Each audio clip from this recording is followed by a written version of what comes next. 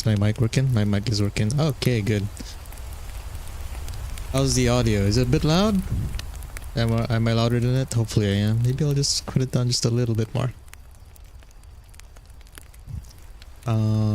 Let me just... Hopefully this works. Yep, there you go. Hello everyone, my name is Panda Po, but you guys can just call me Po, just a VTuber for fun from Malaysia, making things up as I go. Today we'll be reading some creepypastas in the creepy woods here, and while chilling at the campfire. Hope you guys enjoy this little piece of, I want to say ASMR, but not really, because we are just reading stories. Hello Kengo, Uzumaki, welcome. Ahmad Rafi, welcome to the stream. T, welcome. Ian, thank you for coming early. Pose in the woods, yes I am. So today we will be reading some creepypastas, and in my entire life, even during the Slenderman and Siren Head hype, I've actually never read a creepypasta in my life. I've definitely listened to them, but I've never actually properly sat down and read them. So I'm gonna see what all the hype was or is. I don't know. Is this still a good? Is this still a big thing? I think it is. I'm not sure. So what should we start with first? There was one that kind of caught my attention, which is this one, a taxi fare, because taxis can be kind of creepy now and again. Ladies of the Mist. I found a tree in my backyard. The heart and the cabinet. The harvester of... Oh, this one seems like a good one. The unknown abyss. I don't believe in karma. This one seems like a good one too. You guys see my cursor? You guys don't see my cursor. Okay. Let me just change that real quick. Capture cursor. Bangsa sebenarnya ada cerita. Ada cerita? Cerita apa? Evening Po, chill our spines Po. Hey Cornelius, welcome. Long time. I haven't seen you in a bit. My school thought it was a serial killer. Ooh, this one seems really intriguing. It's got an 8.32 rating. Okay. No, let's read this one.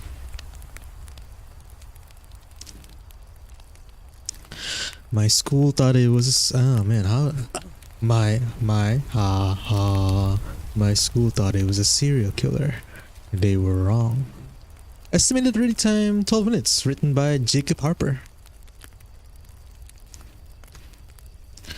Okay, hopefully you guys can read this. I think it should be big enough. It started about a week ago. Let me rephrase. It started about a week after the first snowstorm of the winter season. I go to a private university in the Midwest. I won't name the school or the state for obvious reasons, mainly because I don't want to get in any sort of trouble. Though, knowing what I know now, I'm not sure that's avoidable. Her name was Macy Belliani. I don't know her. She was a biology major and I'm studying theater. In short, our paths never crossed, and I never would have even heard of her if it hadn't been for what happened to her. Her body was found on the hospital Her body was found on a residential road underneath a tree. A couple of students had stumbled upon it on their way to class that morning. The scene was horrific, and while the police tried to keep everything under wraps, there was only so much they could do. Word got out quickly from people who had been there, seen her. Her chest had been opened, not ripped or torn, but opened, carefully with precision. From there, her attacker had hollowed out her abdominal cavity. Everything had been taken. Just thinking about it makes me wince. Where she was found, I walked that road every morning to get my first class of the day. Only that day I had overslept. Usually, my roommate was pretty good about waking me up if I ever overslept, but that morning he had a meeting with one of his professors. By the time I had woken up, she'd already been found, and classes had been cancelled for the day. Ooh. That ASMR feel? Thank you. I had a few friends who knew her, or rather knew of her. She had a reputation. I would soon learn as this sort of friendly but quiet character, always at the back of lecture halls. Oh, hold on. 1 sec, my mom's calling me. Sorry to interrupt.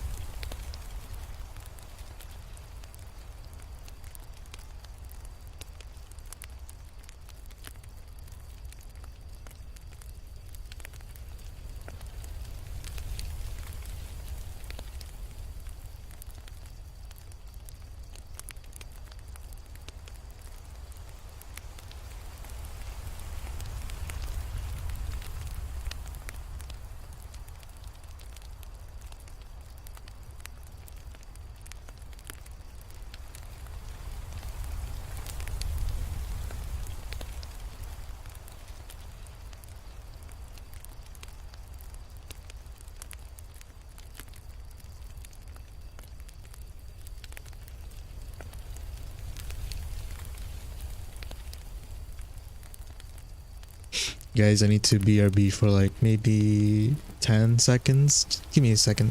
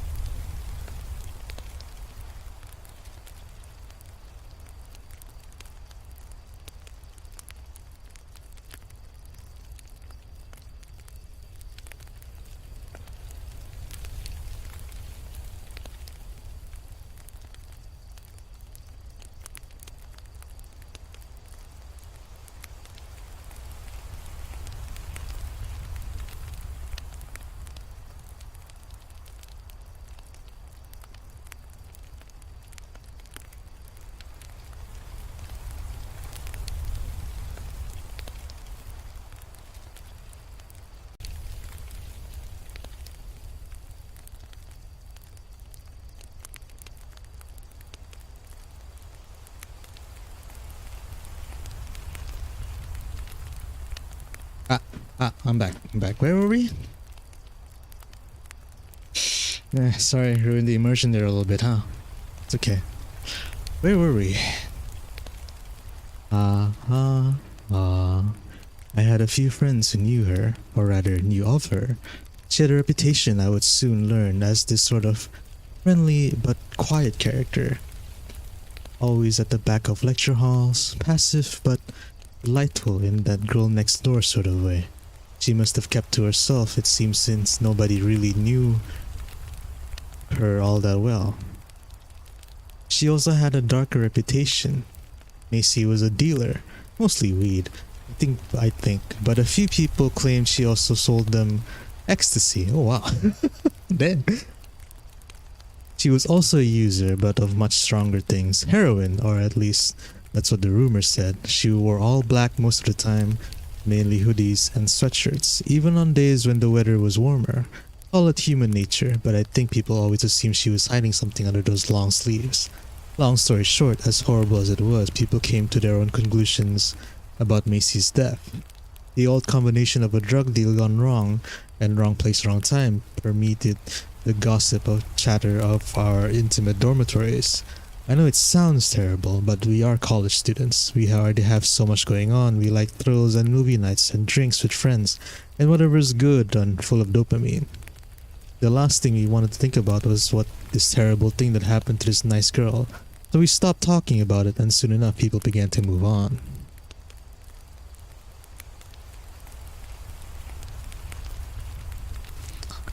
Bang, nanti pada buatlah tentang pengalaman pada sendiri dan pengalaman pengalaman sendiri. Wait, hold on. My Malay is not very good. 1 second.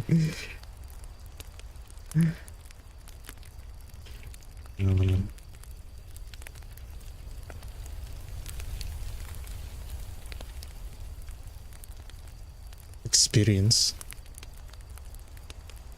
Oh, okay.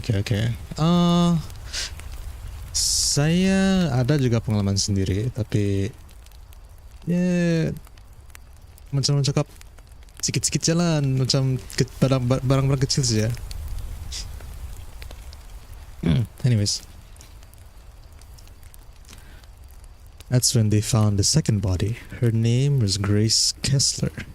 Her body was found 3 weeks later at a playground 4 minutes from campus.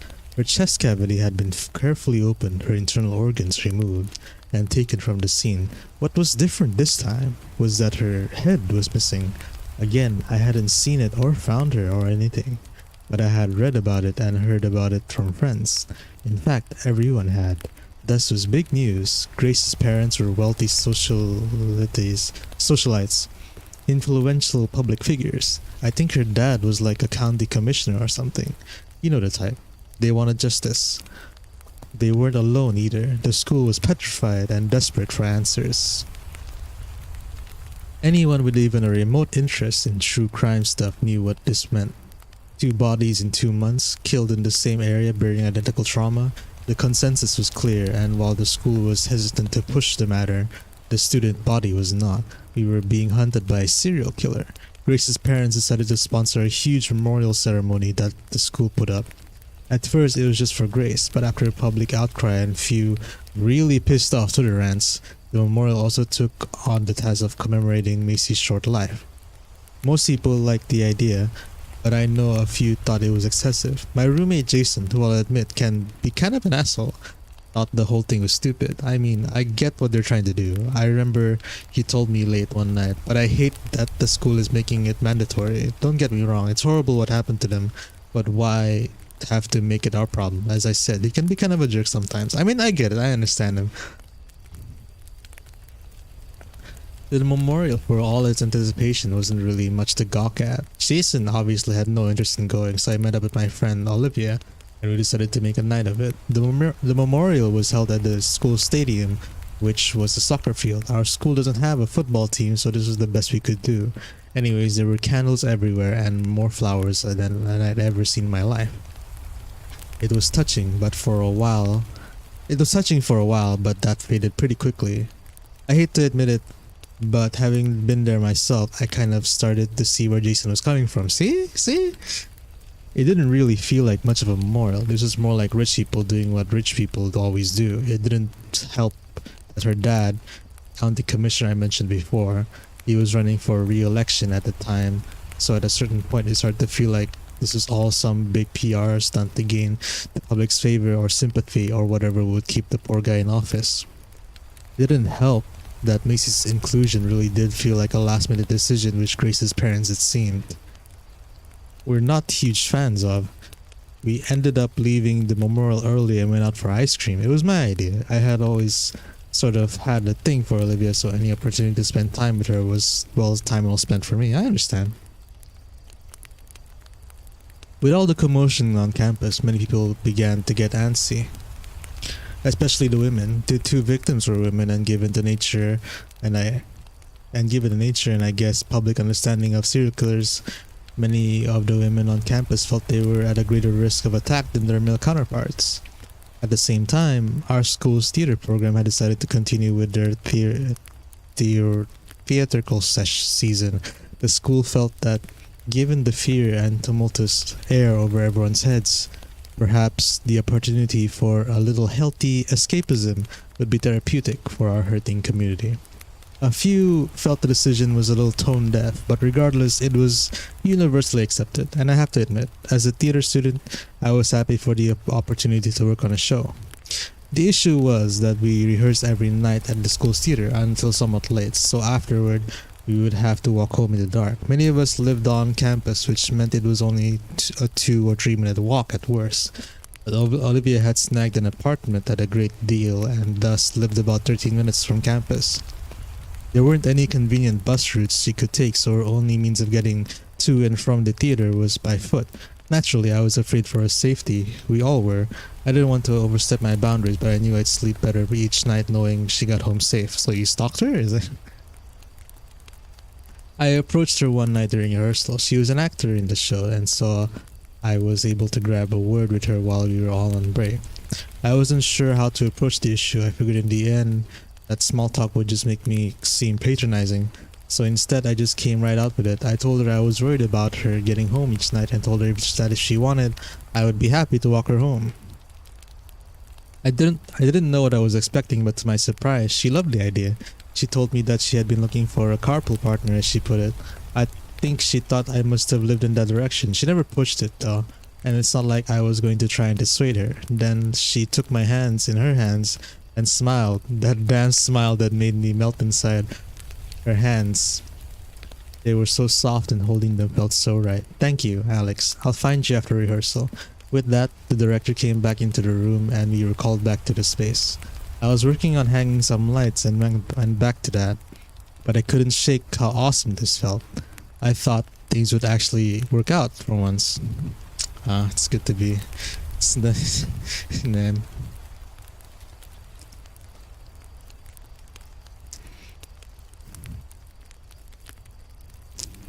Okay, can go. Rehearsal ended 2 hours later at 10. It was a cold night and it had snowed earlier. So the road was cased in a thin sheet of ice. I wanted to race out of the building and find Olivia, but I had to stay back to help our lighting head fix some stuff. I got up there 13 minutes later and threw my coat and scarf on, my gloves and hat in my hands. I raced out to the theater's lobby, where to my surprise and delight, Olivia was waiting for me. "Hey!" she shouted with with a smile on her face. Olivia lived in the opposite direction from my dorm. I hadn't walked this way before, and honestly, despite the bravado I tried to desperately to exude, I had no clue where I was going. I thought at some point she would ask where I lived, and I'd have to come up with some bullshit excuse, but she never pressed me for answers. She didn't talk much during the first half of the walk. I made small talk about the show we were both in, and I managed to make her laugh a few times, which felt great. Then about halfway, or what felt like halfway to her house, she reached out and took my hand. She held on with a firm grip, and even through my gloves, I could feel her smooth hands touching mine. "Alex." "Hey Zed, welcome to the stream." "Alex, can I be honest with you?" she asked. The question confused me. Of course you can, I thought, but figured that was a little strong. "Sure," I told her, firmly but with character. She stopped walking. I stopped too, and she turned to face me. "I like you, Alex. I've liked you for a long time, but I've never really had the chance to tell you." I couldn't believe what I was hearing. For a moment, I considered the possibility that I was dreaming, but after noticing a woman in the distance walking our way, I figured that was too specific in a detail to be all in my head. "Olivia," I started. "This is crazy, but I like you too, and I have for a really long time." It sounded better in my head, but it got the point across. Then she leaned over and kissed me. Passionately. This was my first kiss. It was insane. I felt like I was living in a movie. Aww. Our lips parted briefly, and I wasn't sure what to think. I saw in my peripherals that the woman from before was close by now, and I moved to the side to make room for her to pass. "I just feel like I should be honest with you, Olivia." Olivia continued. It was an odd way of phrasing it. "Felt, you mean?" I joked. She smiled and then turned. "Excuse me," she said. It wasn't to me. She had stopped and asked the woman, who by this point was right in front of us. "Sorry?" the woman responded. I noticed now she had earbuds in, and she reached up to remove them in hopes of hearing what had been asked of her. She never did. With one swift motion, Olivia reached over and broke her neck. Oh my god. Holy shit. I didn't know what to think, do, or feel. The woman's lifeless body fell to the ground, in a revolting broken heap. Without a moment to spare, Olivia bent down, leaned over the woman's abdomen. That's when I noticed the claws. Olivia's fingers, the same fingers which moments ago were interlocked with my own, now had vicious knife-like fingernails protruding from their tips. With that smile still painted on her face, she pierced the woman's chest with her nails and slowly began to cut. She moved her fingernails in a surgical manner, being sure to be neat. After a moment, Olivia retracted her hand and peeled the skin back, creating an opening in the woman's belly. In the cold night air, I could feel her fleeting body heat radiating from the freshly formed hole in her chest. Then Olivia reached both of her hands inside and pulled out the woman's intestines. She took them up in her hands, and I watched in horror as her jaw opened wider than I'd ever known possible. It looked like a snake, unhinging its jaw to eat an egg. She placed the heaping mound of organ tissue into her elongated mouth and then closed it, returning it to its normal size. Then she reached again, retrieved another heap of organs, and repeated the process. Jesus Christ. I watched. I didn't know what else to do. At first I silently prayed that someone would come, that someone would see what was happening and call the police so I could be saved from this unfolding horror. But after considering how easily Olivia had dispatched stuff the last one, I prayed instead that no one would hear and come to investigate. I prayed that no one else would fall victim to this inhumane terror. As I stood there contemplating these prayers, I noticed something. Each time Olivia removed her hands from the woman's chest, the blood which sat upon them seemed to trickle off like water over oil. It never stuck to her skin. It never stained her hands. Despite the brutal actions they were engaged in, Her hands remained as clean as they all had always been. The same could be said for the rest of her skin, only her clothes were susceptible to the flowing red liquid. With a pop, I watched her dislodge the woman's heart, and finally heaving it into her open snake mouth, she emptied the cavity she had created. I thought perhaps the nightmare was over, but then she reached up with her hands and cupped the woman's head, repositioning her head to be over the woman's. She quickly unhinged her jaw once more and slowly swallowed the woman's head whole. When her mouth had covered everything up to the neck, a sickening sound was produced as she swiftly decapitated the body with her teeth, which I now saw were jagged and razor sharp. She swallowed the head in a matter of seconds before wiping her lips and standing again to face me. That smile, that damn smile that used to make me melt, it was still painted across her face. It never left her lips the whole time she was on the ground, feeding. "What's wrong?" she asked. Her tone was pathetic. She seemed more frightened by my disgust than I was by her actions. It was as if I truly could not place the origin of my discomfort. I fell back, horrified. "What are you?" She looked taken aback. For a moment, the smile faded. I thought in an instant I would be next. Then the smile returned as quickly as it had left. "Well, I guess I'm your serial killer." She said it as if it was a joke, and as she said it, she began to giggle, then chuckle, then laugh. She found it hysterical. "Come on, big guy," she said. "You still have to walk me home." He still walked her home. We got to her apartment about 5 minutes later. I don't remember anything during the rest of the walk. I was in shock. I didn't know what to do. When we reached her home, she turned again to face me. "Alex, you're covered in blood."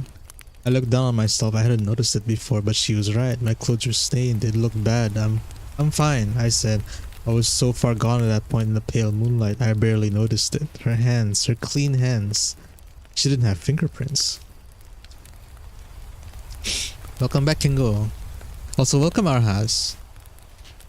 I woke up the next morning in her house, in her bed. Okay. Okay.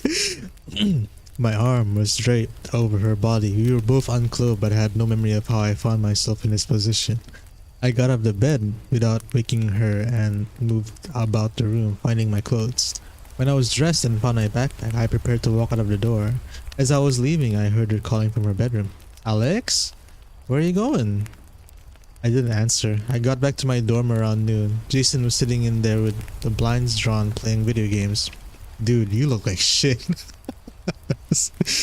The comment scared me for a moment. I had forgotten about the blood. I looked down at myself but noticed that my clothes seemed completely clean. She must have washed them, I thought. I had a rough night, was the only explanation I gave Jason before collapsing on my bed for this next 6 hours. When I woke up later that night, I had multiple texts from Olivia. She wanted to know where I was, if I was okay, if I was safe.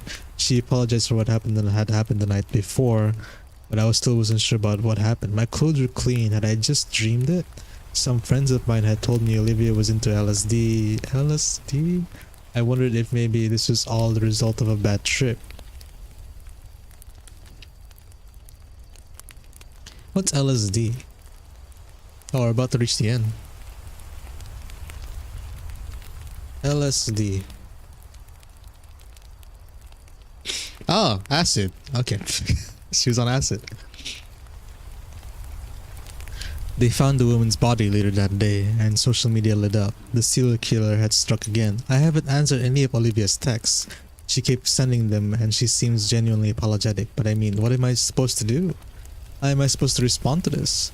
What the hell is going on? I thought about going to the cops, but like, with what? What do I even have to give them? What did I even see? I don't even know what to do. I haven't left my room for the past week. I keep emailing my professors and telling them that I'm sick, but I'm not sure how much longer that'll work. I had to tell someone. I had to, so I did. I told Jason just now, not 20 minutes ago. He didn't know what to think. He told me I need to relax and take a deep breath. I told him my theory about the acid trip, and he figured that was the most logical answer. He could tell I was really shaken up, so he offered to talk to Olivia for me. He's a really nice guy like that, and a really good friend.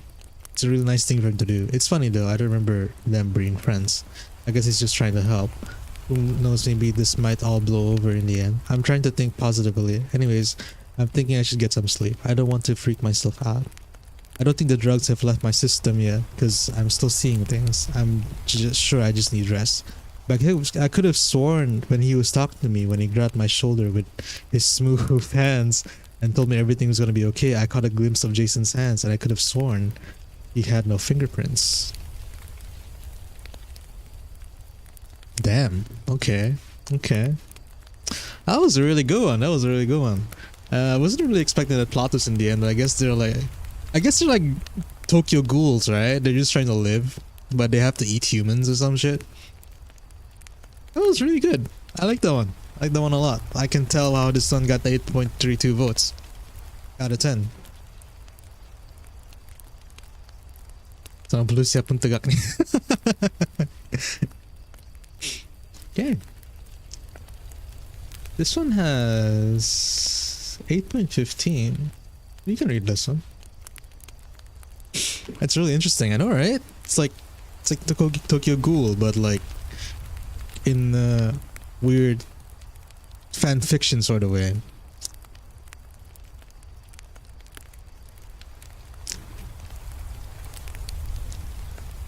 The landmark.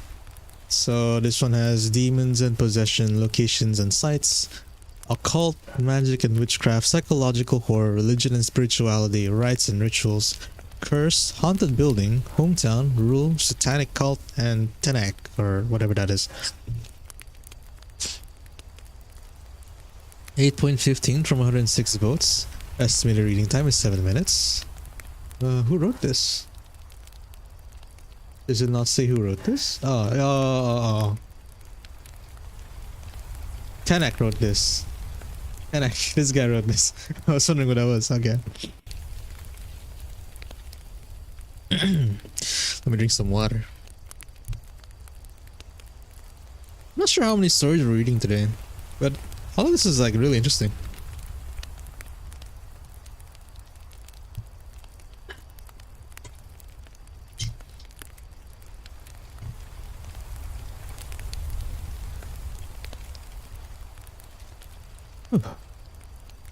Okay, yeah, you guys ready? Have you ever been driving down a familiar road and notice a landmark that stands out to you? In the city, you know where you are by the intersection or by your favorite stores and coffee shops. However, things are a little different on country roads. When driving down an unnamed path, you rely on natural landmarks like a unique looking tree or an old truck on the side of the road. For me, on the highway leading home, my marker was an old stone windmill. It had been standing there in a field on the side of the road since I was a small child. Not once in all those years did I ever see someone manning those fields. No tractor tilling the land, no lonely farmer with sweat on his brow. I always assumed it was simply abandoned and never bothered to ask about it. Yet, despite my lack of connection, I always noted the lone windmill every time I passed it. It was a strange enigma that baffles me to this day. The windmill became a subject of many rumors at my local elementary school. Stories and legends went around and around, each more over the top than the last. Some say it belonged to an old farmer who killed his family and then hung himself from the rafters. Another story was that the building was alive. If you ever witnessed the old rusty blades make a full rotation, then someone you love would die. Oh fuck. Eventually the allure of the mystery became too much. Too much. Too much. Not one much. Too much. Okay. So a group of my friends and I decided to see if the rumors are true. In the warm summer sunlight, we ventured forth because none of us would dare come at night. Every step towards the stone structure filled us with a strange sense of dread. The wind was completely still, as if even God feared those blades moving. We entered the shadow of its looming structure, and even the August heat couldn't stop the chill from running down our spines. Just as I reached for the rotting door, a massive gust of wind blasted us, and we heard the groaning of the ancient blades turning. We all ran with our metaphorical tails hanging between our legs. Thank God it's not 3 much.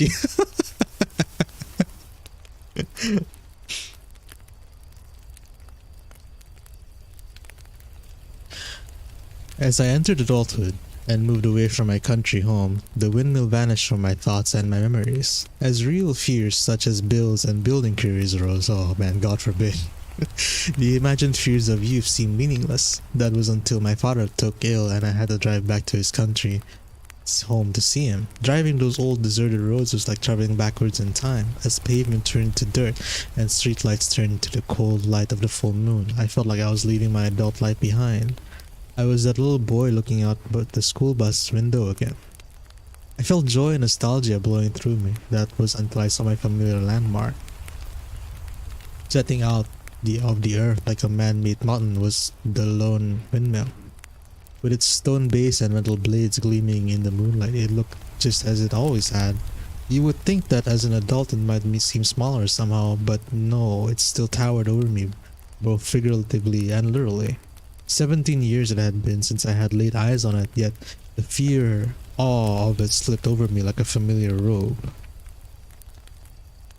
Before I knew or understood what I was doing, I had pulled off to the side of the road and got out of my car. Questions whirled around and around in my brain. Why did this windmill draw me in so much? Why did it draw my attention every time I passed it? But the most important one of all was, why was I so scared of it?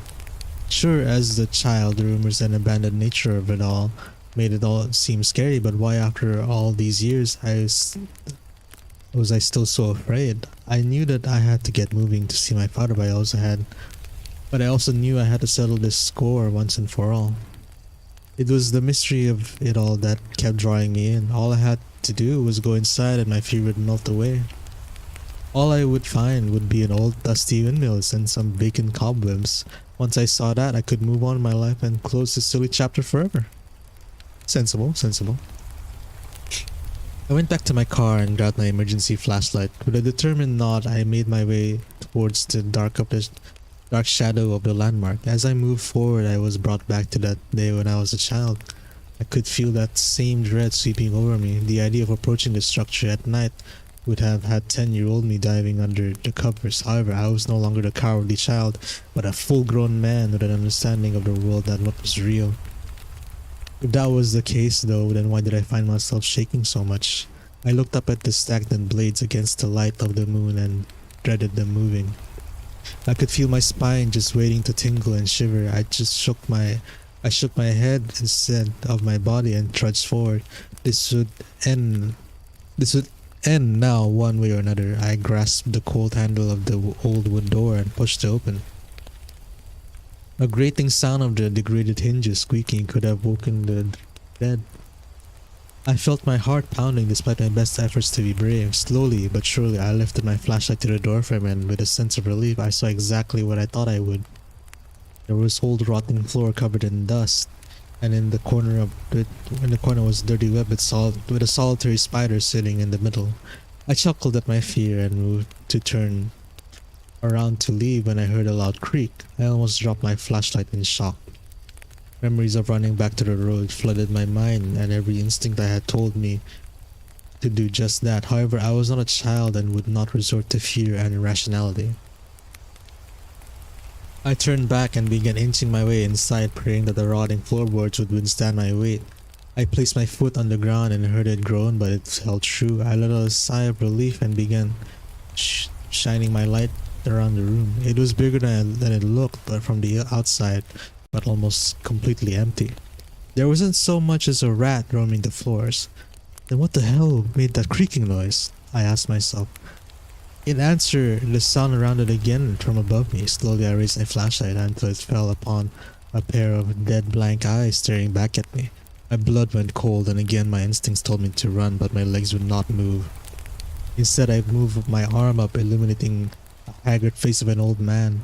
My light continued up to his arms, which were splayed by 2 pieces of wood. His torso bore cuts which looked like runes engraved in his skin. The legends of the hanged farmer rang in my mind, but I knew that this wasn't that. That old man would be nothing but bones and dust by now, and yet this body was fresh, maybe a few weeks gone. I knew I had to call the police. This man's family deserved at least a little bit of peace. I lowered my light to grab my phone, but as I did, I caught another foot hanging at the other end of the room. I shakily rose my arm to reveal the hanged corpse of a young woman. Her body was fresher, maybe only a matter of days. I continued to shake, knowing and dreading what I had to do next. I forced my arm up as it rose, my jaw dropped.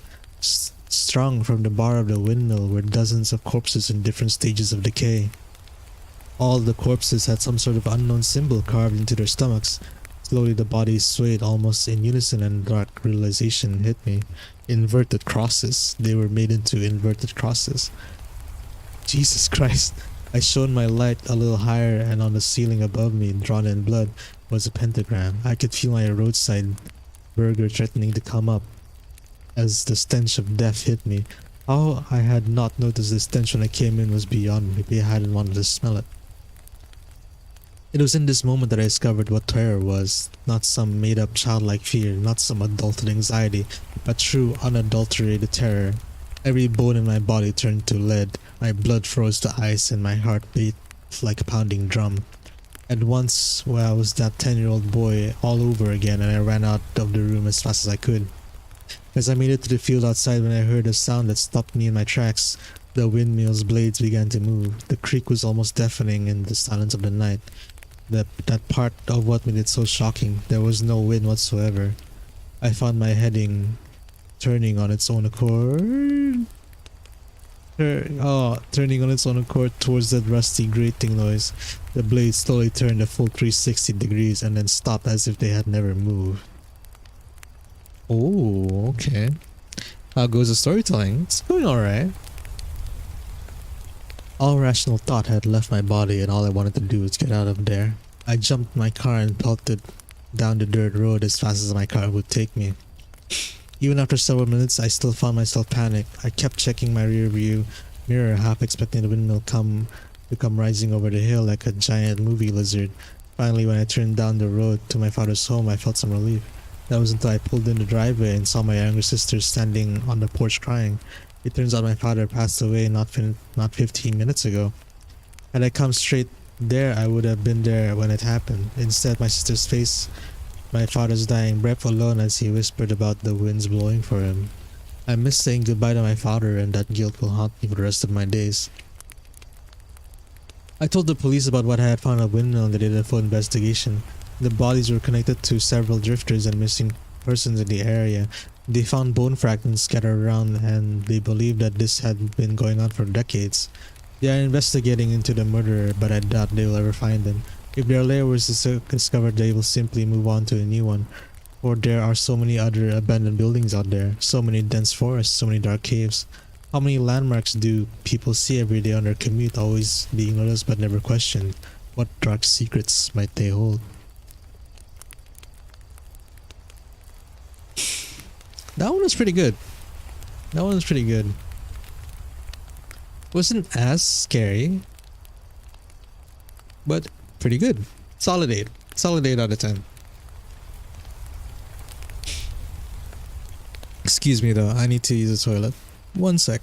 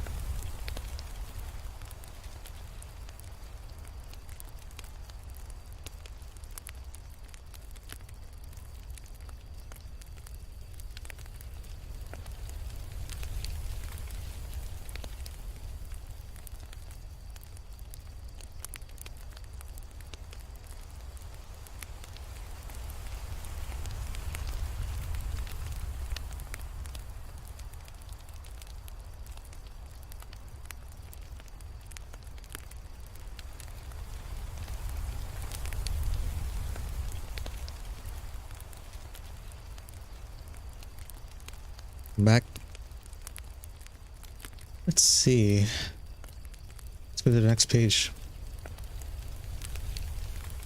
Peter Squid Billy. Shelter. Seems got a solid Morocco. I've traveled to parallel universes. The worlds I've seen are terrifying. Oh wow. Ooh.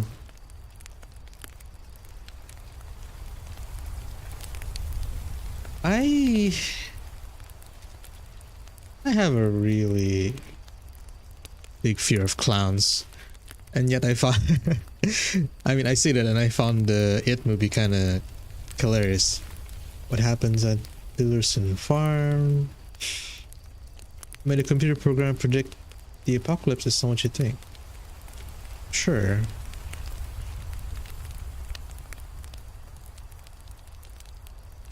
Apocalyptic and dystopian, dark comedy, humor. Oh, okay.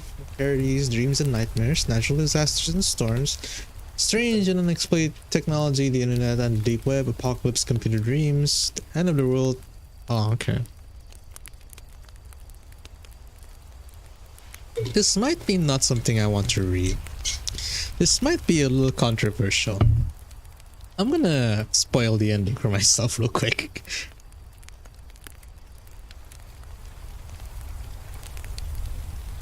Oh, there's like a bit of humor here, because like, you know, I asked Max what the duck.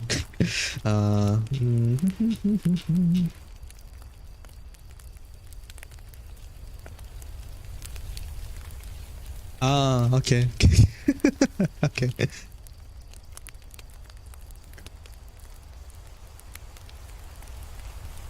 think this might be not a really scary story, but more of a parody of a scary story. But nonetheless, we'll read it. This is... I made a computer program to predict the apocalypse. It's not what you think. Written by Eugene Fairfield. And it's got a solid 8. So let's read it. It began as a lark, really. I woke up one morning from a dream about the apocalypse. No, not a Wild West apocalypse. Exactly how the world was ending wasn't clear. I just knew that it was. And so I enrolled in the auto shop class at my local tech education center. I figured it would let me pilfer supplies. Talk about things like spark plugs, brake pads, and an alternator.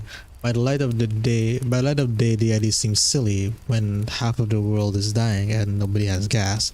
Other parts are going to be lying around everywhere, yours for the taking. Good luck trying to use them. But when I told my partner Max, he said there should be somewhere for people to call in such dreams. A database that would compile people's dreams about the apocalypse and see what the collective unconscious could tell us.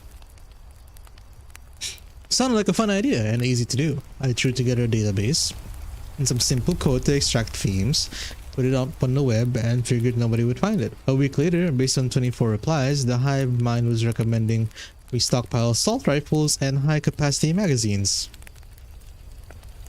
It seemed too obvious to come out of people's dreams, even if my sample size is pathetically small, so I looked at a few of the entries. Here is a representative sample. I am a ninja swordsman with cybernetic arm with an AK. I am commander of elite team of assassins. We shoot zombies in the head. What is this?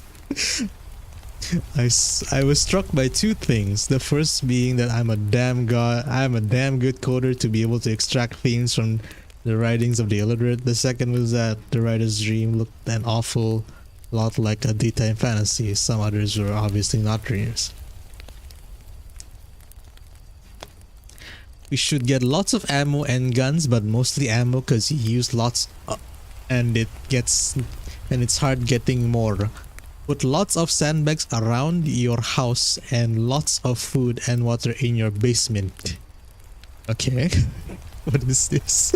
What is this? There was only one that showed any creative thinking, not to mention English grammar, but it was disturbing. Okay. You will need a defensive perimeter around your base of operations. If you don't have a place in the country, I don't recommend trying to get one. Everyone will want one, so the ones that weren't well defended will be taken over by somebody who will defend it. Instead, you should burn down all neighboring houses to give yourself at least a full block of unbroken line of sight in all directions.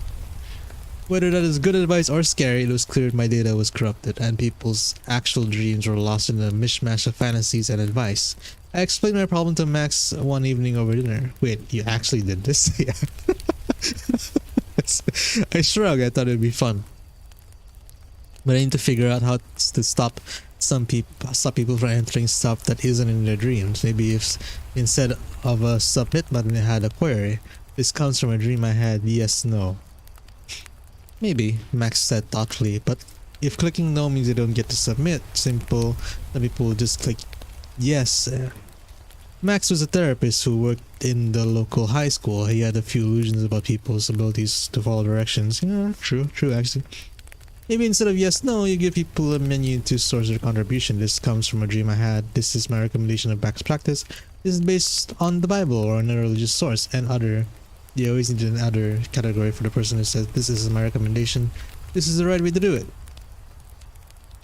I considered this. It made sense. Instead of stopping people from entering non-dream material, I could get them to flag it. I thanked them for their contribution. Then it would be a simple matter to filter the non-dream material from the results. It only took a moment to add the query and the filter. Then my problem would be how to get enough people to participate that I had a reasonable sample size. I'm good at coding, not so good at marketing. I checked back a week later to traffic had dwindled to a dozen hits, of which 75% had been flagged as recommendations. Given that I'd had to toss the original 24, this left me with nearly nothing. A week later, 6 more hits, none of them dreams. I gave the project up as a failure. What inspired me to check back nearly 3 months later, I can't say. It may just have been that it popped into my mind or whatever for the reason, and I thought, hey, I wonder. But I checked over 36,000. The filter explained what had probably happened. 84% were based on the Bible. Someone must have posted the link to an evangelical group and they had great fun coding Revelations and Daniel. But with all that reposting, 12% had been inspired to post non-Bible based recommendations, and 4% had actually used the site as intended. 4% of 36,000 is 1,400 entries. Oh, that's cool. So what did you find? Max asked when I told him of my success. What does the hive mind tell us about the coming apocalypse? Well, this was the awkward part. It's not clear. I didn't get many hits on the likely candidates. Epidemics were at 8%, even though we aren't far out of COVID. If I lump drought, flood, and cataclysmic storms as environmental issues, I get maybe 19%. Nuclear war was only 3%. We went up to 9% if it was war of all sorts. Famine was 11%. He'd met me for lunch down on Boston Common. I was scrolling through the results on my laptop while he shared his sandwich with the ducks. This probably explains why he's so skinny. So none of the 4 horsemen topped 11%, huh? Max asked. What about wild animals? I stared at him. Why did you ask that? Oh, it's from Revelations, if you read it. The horsemen actually aren't named famine, war, and pestilence. Wasn't death one of them? 1, 2. The 4 horsemen who is named death is given the power to kill with famine, war, pestilence, and wild beasts. Somehow the first 3 charges got made into the names of the first 3 horses, and the 4th charge got left off. But in there, officially, one of the ways to die at the end times. Oh, that explains it, I said. I actually don't understand. I don't understand. What? Max asked. How high did you with the wild beast score? 18%, more than war and epidemics put together, but I think my sample was skewed to evangelical Christians. I explained how my responses were overwhelmingly dominated by people quoting the Bible, and reasoned that many of those reporting their dreams might come from the same communities. Nah, I don't think so. He tossed another bite of sandwich to an impressive male mallard who cocked his eye critically at Max as if to say, don't you know that bread isn't good for ducks? Are you trying to poison us? Why not? I asked Max, not the duck. Well, you know, I've got a couple of cousins who were born again, right? I did. Yeah, well, one thing they don't appreciate is for an unbeliever to tell them what the Bible really says. Did anyone dream of dragons? There's a dragon in Revelations. There is? Wait, what? Some, I said. I wasn't sure how to classify some of them. If they said beasts, I grouped it with wild animals, but if they said beasts breathe fire, I grouped it with dragons. Then there was one that was the heir of dinosaurs. What was that, a dragon or a wild beast? Or a duck? Max said ducks are descended from T-Rex. What? What is this story? I'm getting like really useless information, but it's somehow interesting. That's very helpful, Max. I think this one is channeling his ancestor. He looks like he wants my fingers more than my sandwich. Actually, the duck was glaring at me. He waddled a couple steps closer. I don't have anything, I said. I showed him my empty hands. The duck stared at my laptop, suspecting me of hiding treats behind it. Here, see? I turned my laptop around so I could see there was nothing behind it. The duck lunged out his head and tried to peck the keyboard. I snatched it out of reach. Hey, that's not edible. I'll tell you what, Max said. I have a couple of students who are well connected online. I'll see if they can promote your project. Maybe it will correct the Bible bias in your sample. The smart thing would have been to give up on it. It was a silly idea after all, but I was curious if the result would change. I avoided thinking about it for another month and then checked back to see what had happened. Apparently Max had known the right people. I was now over 80,000 responses and nearly 45 were actual dreams. When you consider that my original Bible thumpers probably still made up 40% of my sample, that meant the great majority of Max's people had filled out correctly. But the weird thing was that when I ran my sorting routine, the percentage didn't change much. Dragons were down, climate change was up. Wild beasts also rose to 20%. It's hard to say why, but it irritated me. I suppose it was the illogic of it. War, climate change, or war and climate change, these were the big threats to Earth. The eruption of the Yellowstone supervolcano could do it. The giant impact are always a possibility. There's I am losing interest in this story. Okay, so let's skip to the end here. Divine Rev, demonic beings 5%, Divine Rev 5%. But the ducks really. Blah, blah, blah. I'm just because you have laughed the whole thing off. Okay, yeah. I'm sure a good story, but not really something I was really interested in. It's like a 3 for me. I'm looking for scary stories, so yeah. Oh, this one is a 9. I joined a hedonistic cult in the 80s. It's time to pay my membership fee. Oh wow, okay. 69, nice. The Red Lady of Windmill.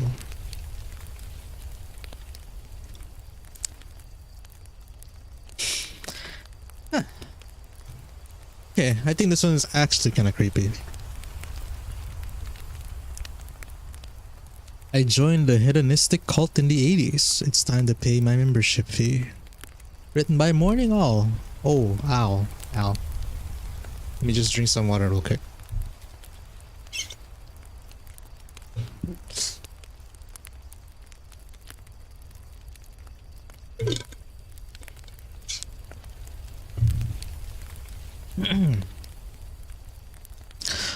It may be hard to believe, but before I became the bloated old drunk you'd see camping outside your liquor store, I used to be quite the stud back in my prime. I was young, athletic, and a full set of long, sandy hair and a jawline so sharp it could cut glass. When I wasn't pumping iron at the gym, I was probably out there pumping somebody's wife. Okay then. What can I say? It was the 80s and I'm from West Hollywood. Debauchery was sort of the norm back then. I flunked college and my parents practically disowned me.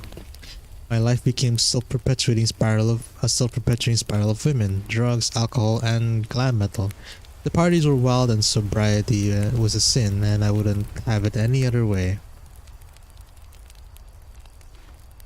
My nose is so itchy, why? I couldn't tell you where or how we first met. It could have been at a bar, a street corner, a nightclub. Honestly, it doesn't really matter. Her name was Rachel.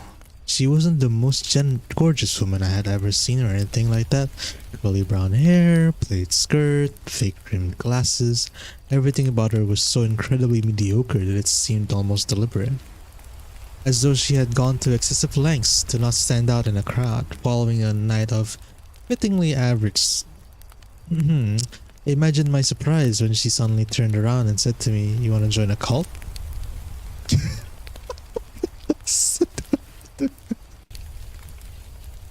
This is where you turn around. This is where you're like, this is where you go like, no, thanks, but no, let's never meet again. Just leave. Just leave. Yes.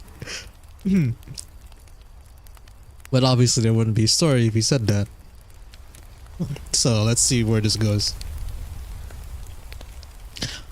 Upon processing the unconventional and unusually candid proposal, a sensible person would have likely responded with a very definitive hell no. Exactly, right?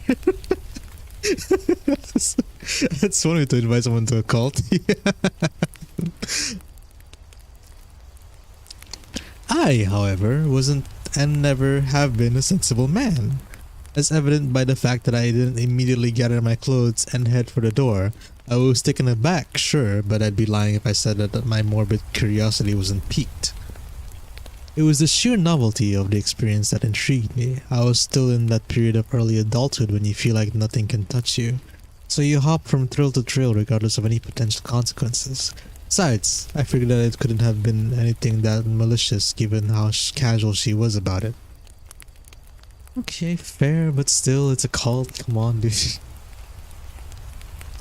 And so, at around 10 PM the following day, there I was, standing in the middle of an abandoned parking lot outside of town.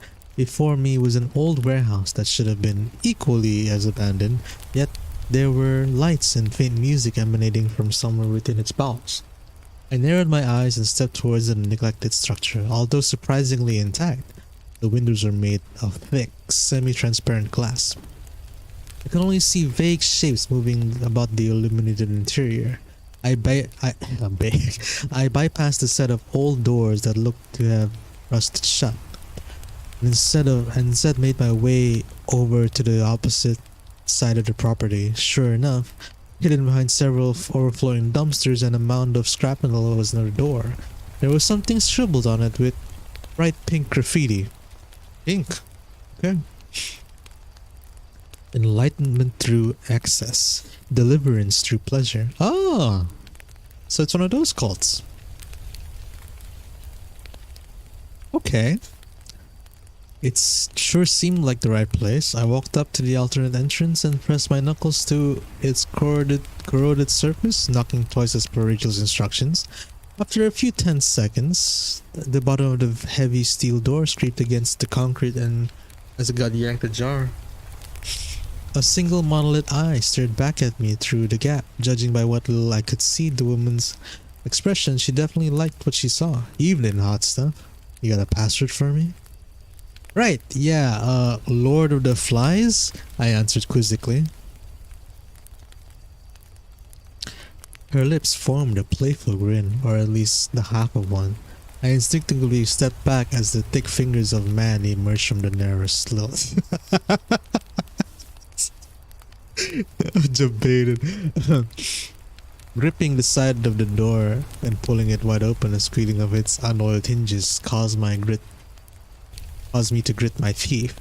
Standing on the other side of that threshold, bathed in the ambient glow radiating from within, was a giant. I was no wimp myself, but the leather-clad Viking looked capable of breaking every bone in my 6'1" frame and wearing my limp body like a scarf.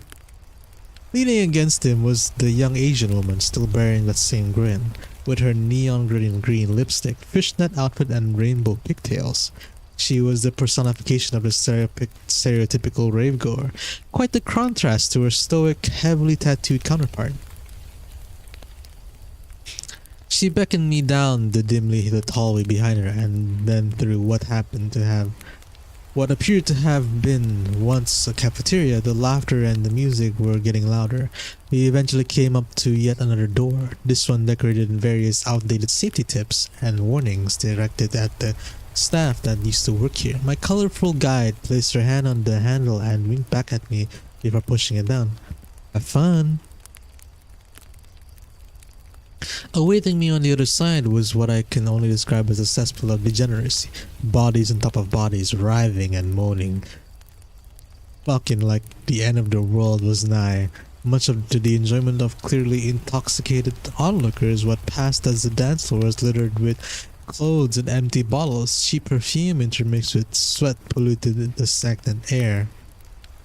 The sickeningly sweet concoction made me feel lightheaded. My skull pulsated in tune with the generic synth pop beat that poured from the speakers, which only partially masked the sound of flesh slapping against flesh. Rachel was there too, sandwiched between two jocks and reduced to a babbling, drooling mess. I guess she'd been holding out on me, or perhaps the unassuming persona was means of luring people in. Am I gonna get flagged for this? I hope. YouTube, please don't get me for this. I'm innocent. I swear. Maybe I should stop reading this. It wasn't long until I too got added to the vigorous courtesy of an eager redhead grabbing me by the Before I knew it, she had unbuckled my belt and was dragging me down with her. Is this Creepypasta or Sexy Pasta? I know, right? This is a really yabai story. After the spree of indulgence, okay, how does this end? I'm like really curious now because I don't think I can read this any longer than I should. Cause like it said I have to pay my fee.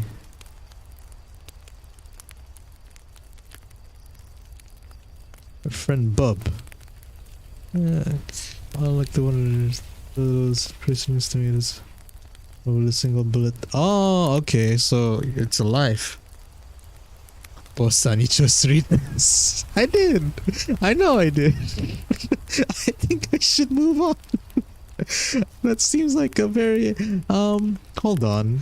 Maybe I should start reading the categories actually.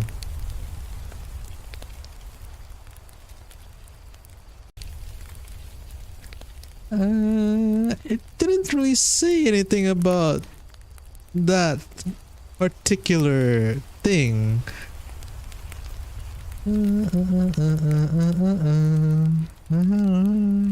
It didn't say anything about it. Come on.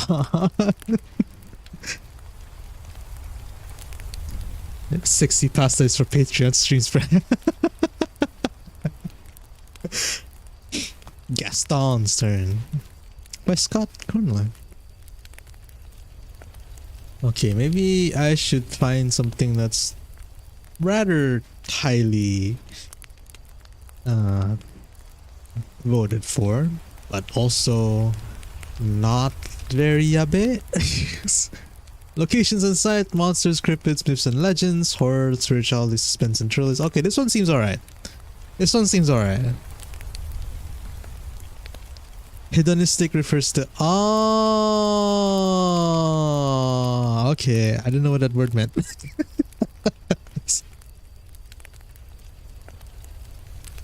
I see. Okay, so if you guys want to read this on your own, and if you guys were interested in the story, I definitely was. I wouldn't mind reading this in my off time, but definitely not on stream. So if you guys want to read this, the title is here, and you guys can go check it out. But I'm gonna stop there, and if you guys want to know how it ends, you guys should just go and look for it. Because I don't think I can read this any longer than I should.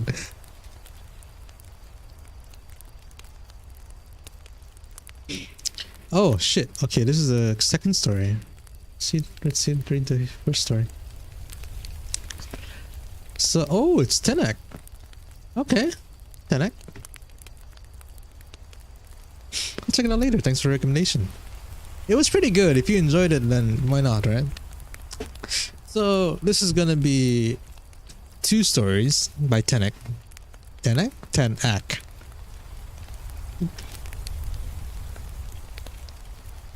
This was written last year, and this was written this year. Okay, recently too, March 6th.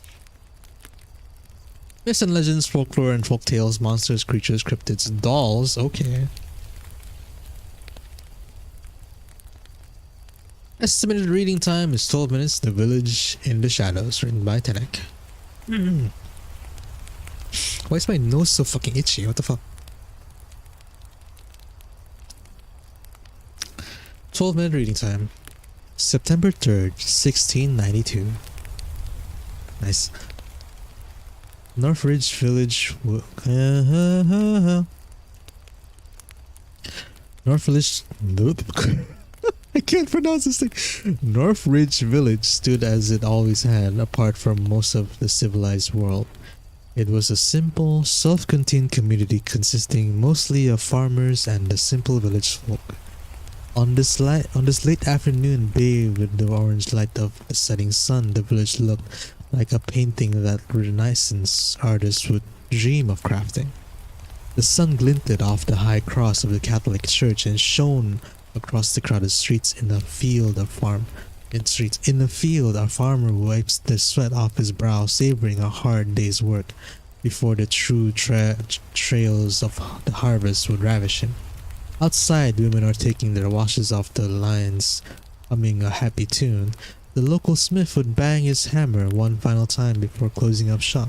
The laughter of children could be heard through the streets as the young always managed to savor the joy well they could. For in this happy little village, one simple truth lay supreme.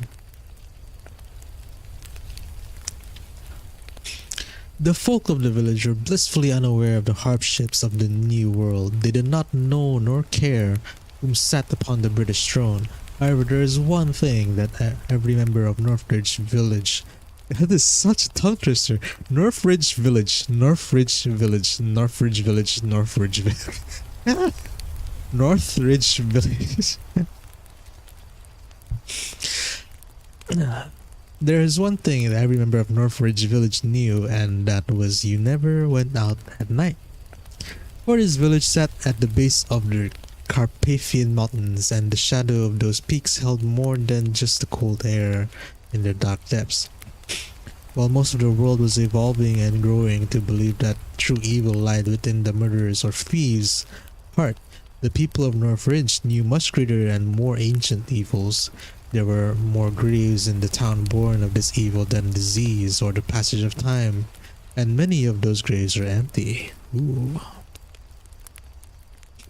The evil that plagued this town did not leave bodies for the families to mourn, nor if they did, would they want to. Yet this village knew evil, and evil knew them very intimately. A group of children ran past town square giggling and tossing a doll around. The owner of the doll, little Gracie, pleaded with the other children to give her back her doll, but the other children were reluctant to give up their fun. They tossed the doll just over the small girl's reach, delighting in her frustrated screams. "Come on, guys, this isn't funny," Gracie yelled. "Really? Then maybe you should come over here. Then maybe you should come over here because from where I'm standing, it's completely hilarious." Her older brother Matt replied. One of the older girls rolled her eyes at Matt. Come on, give her the doll. It's getting late. We need to get home." Matt heaved a sigh. "Fine. Here you go, little baby." Matt tossed the doll in the air towards his baby sister. However, a strange and powerful gust of wind pulled the doll like a kite, and it landed several feet away, just on the outer edge of town, past the graveyard. The wind stopped as quickly as it began, and with it, the sound of all laughter stopped. The children all stood frozen as the sun sank beneath the church steeple, casting an early evening shadow over the field. They stood in silence, with the only sound being their ragged breasts panting out of their gaping mouths. "Go get it, Matt, please," Gracie pleaded. "No way, I am not going out there when the sun is going down. I mean, makes sense," Matt said with equal panic to Gracie. The older girl walked over to Matt and grabbed his arm roughly. "This is your fault. You took the joke too far, and now you're going to fix it. Now get out there and make it quick. We shouldn't have been out here this late." Matt gulped audibly, but nodded his agreement. Fair that you'd be scared.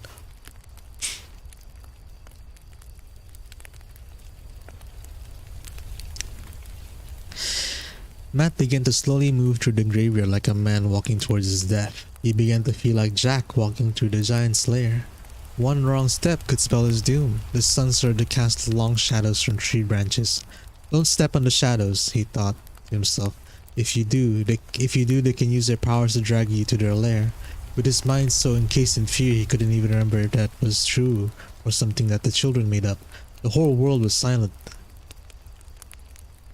and even the breath in his lungs didn't make noise, as if it was too afraid to wake the dead. His eyes scanned the many tombstones that surrounded him. So many died so young, all for breaking the village's one rule that he himself was close to breaking right now. He glanced at the tombstone and his blood ran cold, as he could have sworn he saw his own name written upon it, and that the date was this one. He closed his eyes and suddenly muffled, "It's not real, it's not real." He opened his eyes and saw the name wasn't his own and the date was from 2 years prior. He was closing in on the doll now. A few more feet and he could grab it. Then he would run as if the armies of hell were on his heels. For they very well could be if he didn't hurry. He took one final step and began slowly reaching for the doll. "Just grab it and run! Grab it and never tease Gracie again," he pleaded to his shaking body.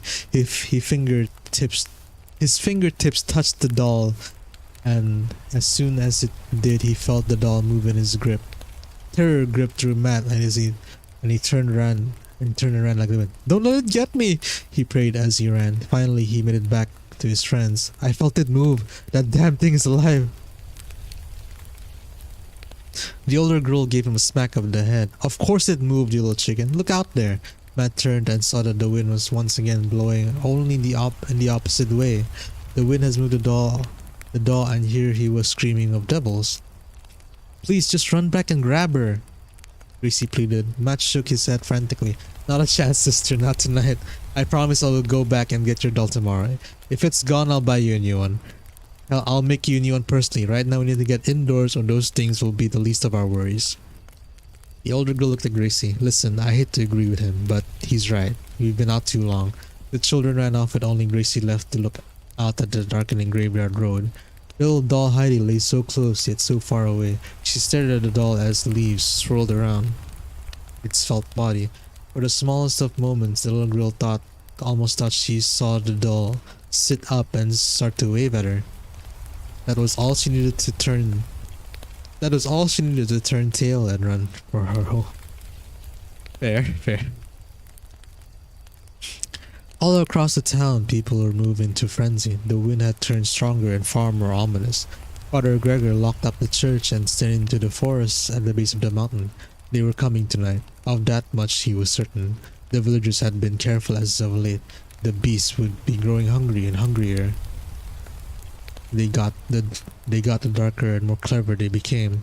Though he never could go through with such a thing himself, he began to understand how his ancestors might have offered a sacrifice to please such a beast.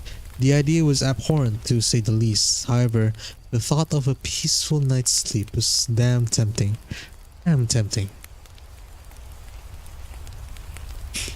The streets emptied as closed signs were flipped. Doors were locked and crucifixes were placed in almost every window. The town was cleared and only fallen leaves moved in the streets. The last rays of the sun sunk beneath the horizon and a blanket of blackness spread over the sky. The village of Northridge, a town that is normally full of love and laughter, was put to rest. For in the hours of darkness, the town no longer belonged to its people. It belonged to them.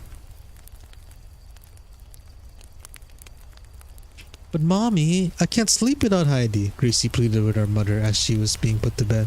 The mother sat on the bed and stroked her daughter's hair. I know, I'm sorry, baby, but you're getting to be a big girl now, and I know you're stronger than that. You just need to turn over and close your eyes. Before you know it, the morning sun will be streaming through that window and everything will be alright again," the mother soothed. "But what about Heidi? She's all alone out there, alone with them," Gracie said, and the shiver went through her body at the mere mention of them. Her mother laughed and continued to stroke her hair. "Don't you worry about Heidi. They would have no interest in her.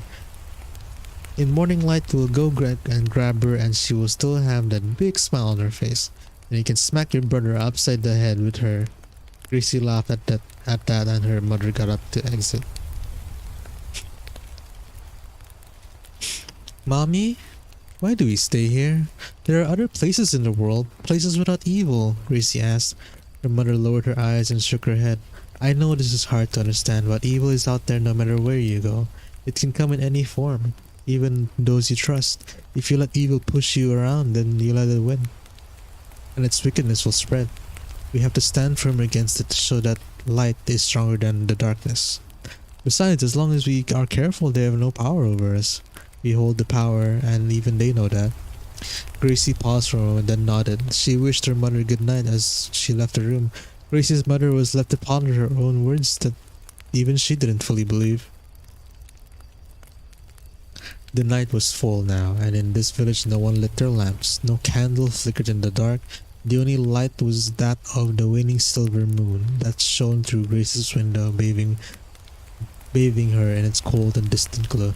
Gracie lay awake thinking about the world of the night. From time to time, travelers would pass through the town and pick up supplies for their journey. They would tell tales of a world where men, women, and children could walk through the peaceful night. She marveled at the wonders of bonfires, lantern dances, and even midnight strolls.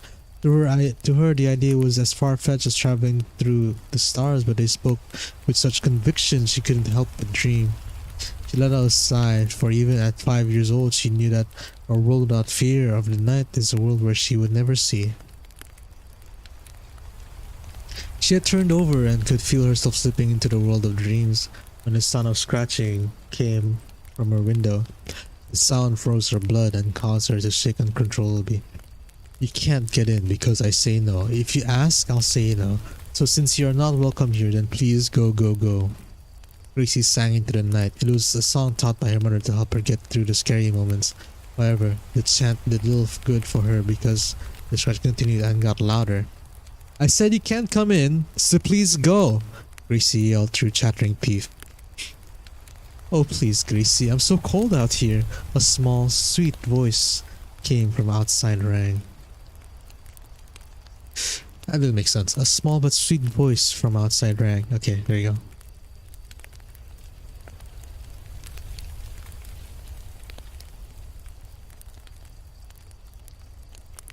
Gracie's eyes widened, for she knew that voice. It was partially her own, but she knew that the owner was Heidi. It was the voice Heidi would use when they talked to each other at night. Gracie turned in her bed and faced the window. There, standing on the narrow ledge, was Heidi, scratching the glass. Heidi, you came back, Gracie said in an excited tone. Hold on, I got air. Oh, excuse me. Yes, but why did you leave me out there? I was all alone and so scared. Why would you leave me like that? Heidi whined and sounded like she had tears in her eyes. I'm so sorry, it was mean old Matt did it, Gracie replied with scorn in her voice. Heidi issued a laugh that actually unnerved Gracie slightly. Oh, I know, trust me, you and I are going to get him back. I have many ideas on that.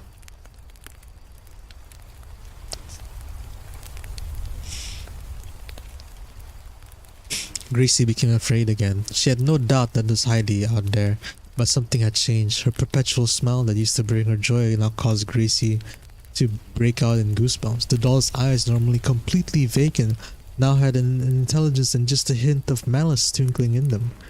Oh Gracie, I'm so cold out here. Won't you please let me in?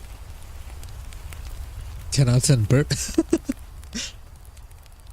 Heidi pleaded. Gracie froze again, for those were the words he could never obey at night no matter what.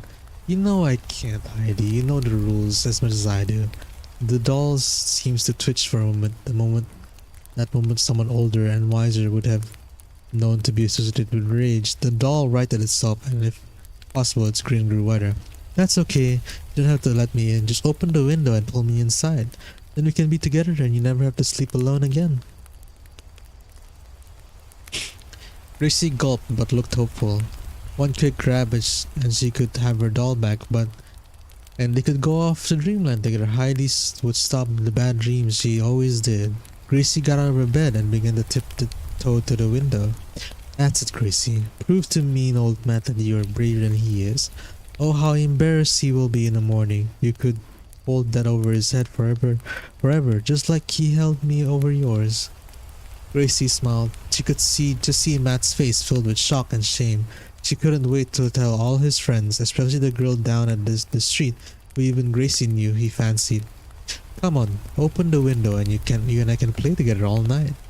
But it sounds like it. This sounds like the clown. What's his name?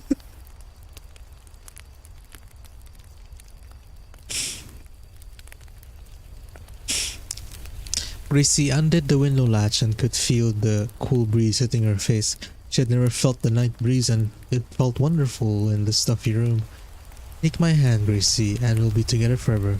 The doll's final words seemed to echo in Grace's mind with no fear or hesitation. She reached out and grabbed Heidi's felt body. As she closed her hands around the doll, another hand closed around hers. The hand was completely grey and had long claws on the end. With surprising strength, the hand pulled Gracie right out of the window.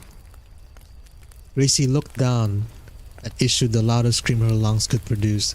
The creature belonging to the hand was the most horrible thing she had ever witnessed. She had heard stories from the children about what they looked like.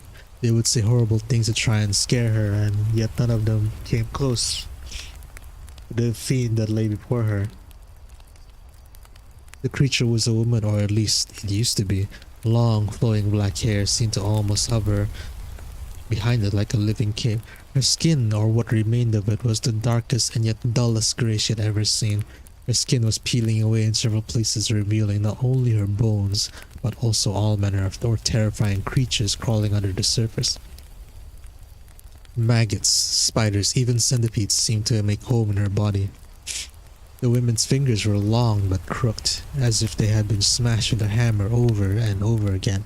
Her mouth gaped open and two large incisor fangs poked from her blackened gums. However, it was the eyes that frightened her the most. They were not the blazing red as she had been told, but jet black orbs that pierced into her soul. Gracie saw every nightmare she ever had swimming in those depths. Forever, the nightmare lady echoed once more. She stuffed Gracie under her arms and leapt into the night. Matt awoke at Gracie's scream. In an instant, he knew that that was not the scream of some dream nightmare, but a very real one. He got out of bed and ran as soon as his feet touched the ground. He sprinted through the house, knocking things over, but not caring one bit. He had to get to his sister. Nothing else mattered. Oh, so he does care. He burst through her door and his eyes went straight to the open window. No! He thought to himself. Gracie was young, but no fool. She would never open the window for them. Why, Gracie? Why? His thoughts were broken by a horrifying cackle outside. His eyes narrowed in and could see his sister being carried away by some creature. All at once, nothing else mattered. Not the village rules, not his own safety. Only his sister mattered now. Matt ran and leaped out of the window and landed on the ground below. The fall from the second story shattered his left leg and he knew it was broken, but it didn't matter. He hobbled through the streets. He could have just used the front door. He hobbled through the streets, chasing after the sound of Gracie's screams. Help her! He shouted at the top of his lungs. Please, for the love of God, somebody help her! But he knew it would be useless. The people of the village would not leave their homes at night. Not for the world itself. He was alone in the fight for Gracie's life, so be it. So be it. Matt ran as fast as he could from his broken leg. Even if they cut off both his legs, he would crawl to her. He made it out of town to the edge of the woods, and to his surprise he saw Gracie standing there.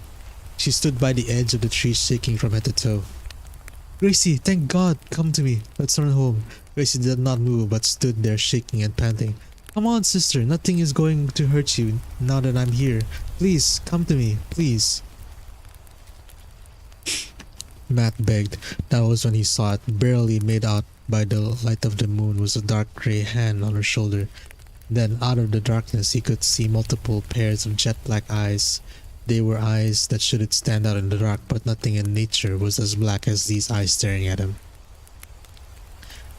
Matt let out a deep breath. Please, let her go. I offer my life for hers. I am much bigger and more full of blood than she is, Matt begged. At the word blood, he could hear a loud puffing sound, the sound of a predator scenting prey. In that moment, he could almost make an outline of a grey face in the dark. Matt got on his knees and lowered his head. I offer my life and service to you. Feed on me, turn me, torment me for eternity. Just let her go, please. With his head down, he couldn't see, but the sound of the creature's panting grew louder and louder. Then there was an unnatural silence, as if the universe itself had held its breath. Then out of that silence came a cold and inhuman male voice. No. The voice rang and Gracie was pulled into the forest. Gracie's screams rang through the night. Matt screamed back and got on his feet to run after her. A pair of strong arms wrapped around Matt's chest and held him back. No, boy, you mustn't go out there. Matt knew that voice very well. It was the voice of Father Gregor. I know how you feel, child. Believe me, but there is nothing more you can do. Matt continued to struggle and grunt, but it was no use. Finally, the sound of his sister's screams faded into the night. That was the night that would shape Matt's life forever. That was the night his sister was taken by the vampires. Ah, vampires. I see. And then this thing has a second story. Return to Northridge. This is a 30-minute story. Holy shit.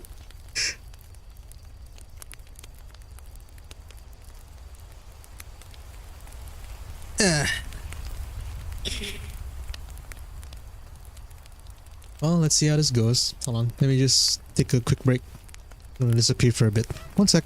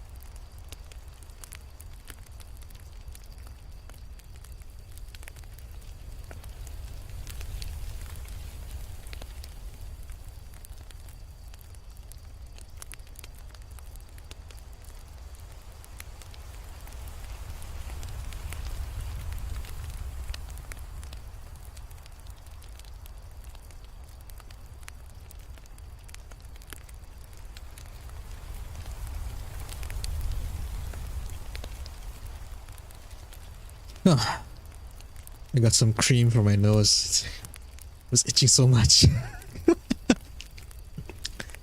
Okay, so since this is a 30-minute story, I think we'll just end it after this one. So this will be the last story for today. Hope that's okay with you guys.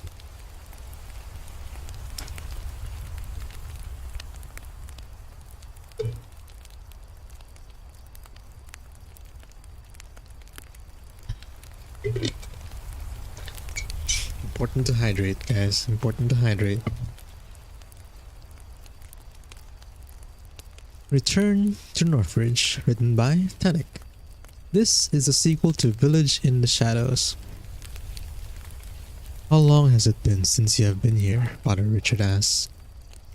Nice long story to end the night, yes. Father Matthew barely Father Matthew barely heard his mentor's words. His mind was a maze of horrors and memories while he traveled down the familiar trail. It led to the place he both missed and dreaded above all others. This trail would lead him home. All the leafless trees and whistling winds were like arrows pointing Matthew to the living nightmares that plague him every single night. Matthew, you alright? Father Richard pleaded. Matthew shook the ghost from his mind. Yes, I'm sorry, I have a lot on my mind. It's been almost 12 years since I've left. Since then I haven't had so much of a letter from my family. Then again, I can't act surprised. My parents weren't the same after that night. Ever since Gracie was taken, Father Richard said with empathy and sadness in his voice.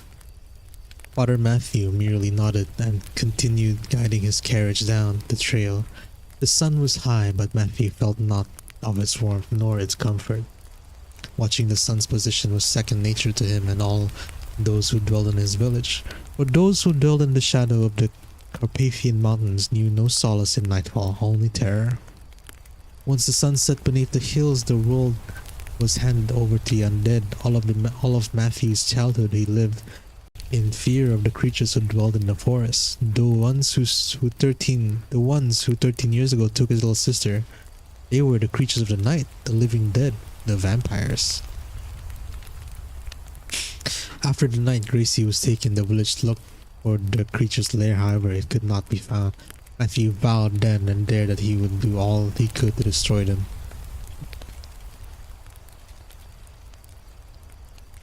So he became like a vampire hunter of sorts.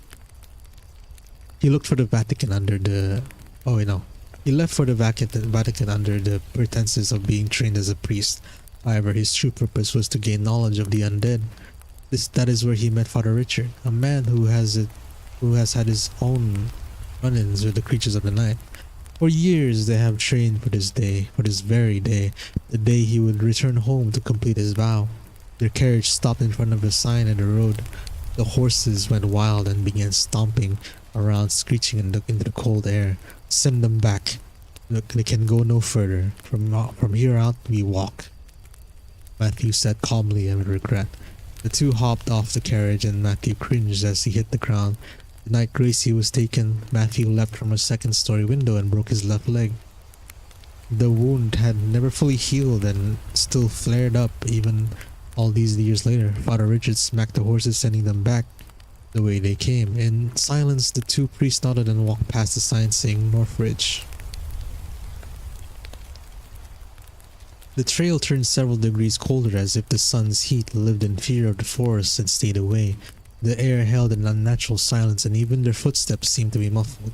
Even with hours of daylight before them, both men felt a strong unease about them.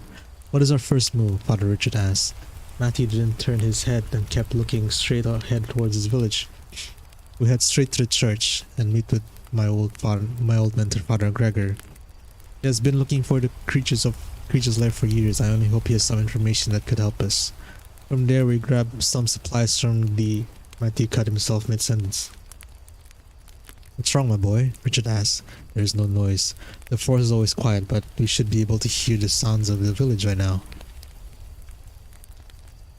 Matthew began to pant and then ran out in a full-on run. His mind was full of dark thoughts and endless despair. He knew that what the silence likely meant, but he would be wrong. He had to be wrong. He came to a grinding halt just outside the village gates, and his mouth hung ajar. There, hanging upside down from the gates, were members of his own village.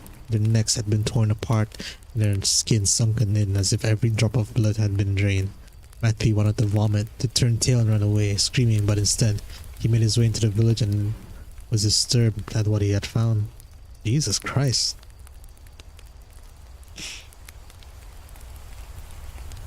The village had always partially belonged to the dead, but now they had completely ruled it. All across the town square were corpses laying around in every corner. Some looked as if they had been dragged from their homes. Some were impaled on fence posts, and all had a look of absolute terror on their faces. Matthew turned round and round, unable to comprehend the level of terror he felt. This can't be. They're all so careful. They've survived here for centuries. How could this have happened? Matthew panted. Father Richard examined one of the corpses. They died recently, I would say sometime last night. Matthew shook his head, trying to make sense of the situation. That doesn't make sense. Why attack now and wipe out their food source? The only reason they would strike now is if they knew. Matthew's eyes widened and he hobbled down the all too familiar path to the house on the corner, his home. He burst through the front door. Mom! Dad! I'm here! Please! Where are you? Matthew's eyes darted around until he saw the open basement door, a door that bore jagged claw marks. Matthew ran down the stairs, pleading to God that he wouldn't find what he feared. As he hit the bottom of the stairs, it would seem as if God had forsaken him.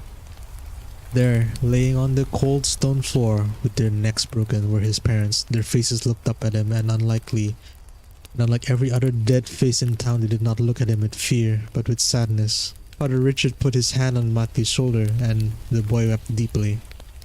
Matthew knelt in front of his mother and rubbed her face. He felt something then that both chilled his spine and boiled his blood. He began frantically feeling their bodies, and hot tears streamed down his face. They are full of blood. Not one drop was spilled. Those bastards didn't eat. They didn't do this to feed them or turn them. They did this in cold blood. Father Richard shook his head. They did this to send a message. They did this to send a message, and there it is. Father Richard pointed to the back wall, and Matthew followed the gesture. There, carved into the stolid stone, were the two simple words, "Welcome home." They knew we were coming. The only people I told were my parents, and the undead must have found out. Matthew said between tears. The undead have many ways to spy on us even as they rest, Richard explained. Matthew shook his head. You don't understand. For generations this village has stood against them and survived and in one night they were taken out. All because I was coming home. I got them all killed. Matthew rested his head in his knees and wept deeply. Father Richard knelt down and put his hands on Matthew's face. No, my boy. You killed your parents. The fight against evil is nothing short of a war, and in war, there are always casualties, some of them innocent. You are no more responsible for these people's deaths than when they took your sister. Direct your anger towards them and not yourself. Matthew looked up at his mentor and his eyes turned determined. The two slowly nodded and stood and nodded at each other. They were about to leave. Oh, my dog's barking. They were about to leave when Matthew saw something out of the corner of his eye. There, underneath the message on the wall, was something very familiar and equally upsetting. My dog. Sitting against the wall was his sister's favorite doll, Heidi.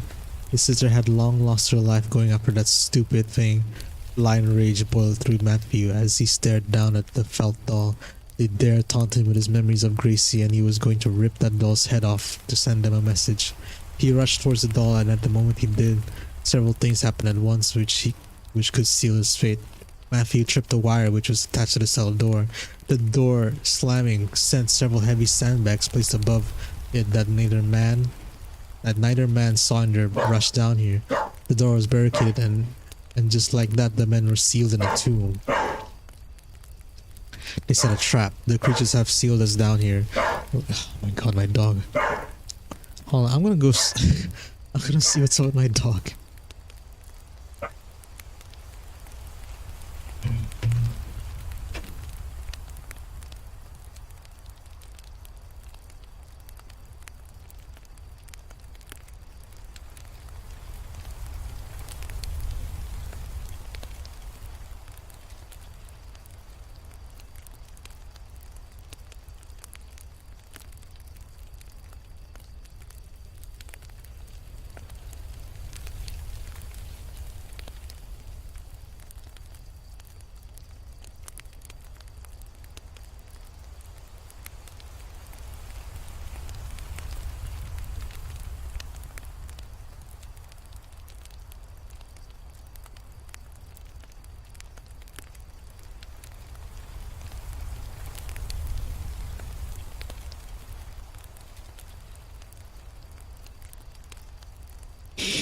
Nothing seems to be wrong. Maybe she was barking at something, I don't know.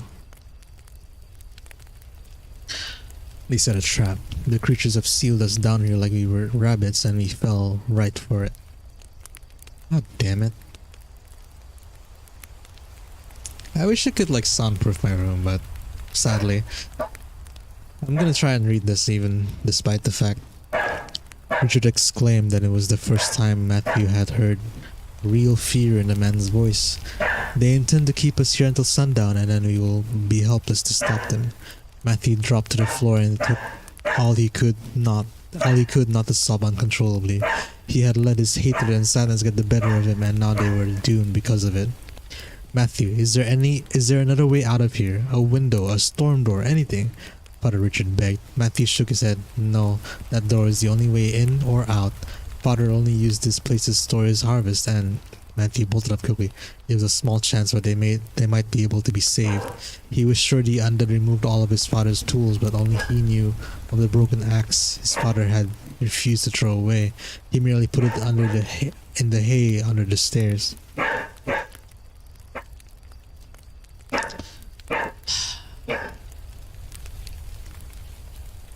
Nope. Matthew dug through the hay until he rested his hands on the axe with a broken handle. The blade was rusted almost completely and would do no good cutting down a tree, but Matthew believed it would be more than enough to break down the old basement door. He rushed up the stairs and with all his might began chopping down at the rotting wood. With each swing he could feel the years of his training powering through him, and in a few minutes the door was nothing but splinters. Father Richard gave him a pat on the back and stepped over the sandbags into the living room. Matthew kissed the blade of the axe and slipped it into his belt as a good omen. We need to get to the church quickly. Each minute lost could be deadly, Richards exclaimed. The two ran down the street past the carnage of the town over to the church. Just as they feared, laying in front of the steps of the church was Father Gregor's corpse. Father Richard made the sign of the cross and bowed his head. Matthew knelt down in front of the former mentor, a man who had saved his life as a boy. Gregor's throat was cut and he was covered in blood. Well now, how are we supposed to find the beast's lair? Richard asked him with his head down. The atmosphere is something I can feel the goosebumps. Hey Cheese, welcome! Otsukare on your stream. Well now, how are we supposed to find the beast's lair? Richard asked with his head down. Matthew shook his head and stared at the fallen man before him. Gregor's bloody finger stretched towards the heavens, but when Matthew followed its point, it was in fact pointing at the wooden cross over the church doors. Matthew's eyes narrowed, then widened as he beheld what was on the cross's base. There, drawn in blood, was a message from Gregor. Under the mountain, hidden by the thorns, realization hit the both of them as these were directions to the very lair of the fiends.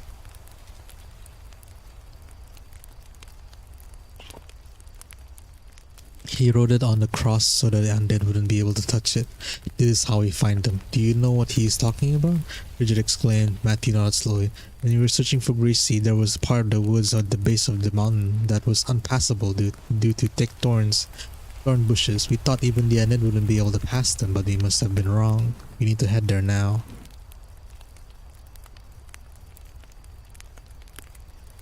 Father Richard looked up at the sky with worry. The creatures may not have trapped us, but they held us up considerably. We only have a matter of hours of daylight remaining. Perhaps we should hide out until morning and go with a full day ahead of us. Matthew shook his head. We can't risk that. Somehow they bought down my whole village in the night, and I won't risk holding out if you don't know how. We can't afford to fight them on their terms. We need to strike now while we have the advantage. Father Richard considered for a moment and then nodded. Then let us move and trust the Lord to guide us. The two walked through the woods, each step of their feet causing their heart rate to rise. As they drew closer to the mountain, the temperature dropped rapidly and they both knew what that meant.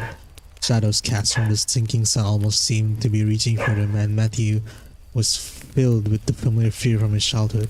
However, he was no longer a mere boy tiptoeing through a graveyard, but a man who had trained him half his life for this very moment.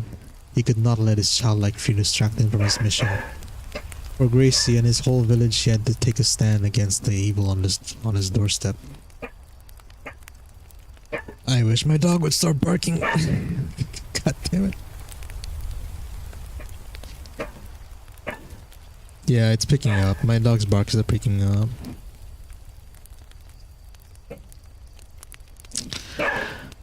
Okay, one more sec. I'm gonna find out what it is.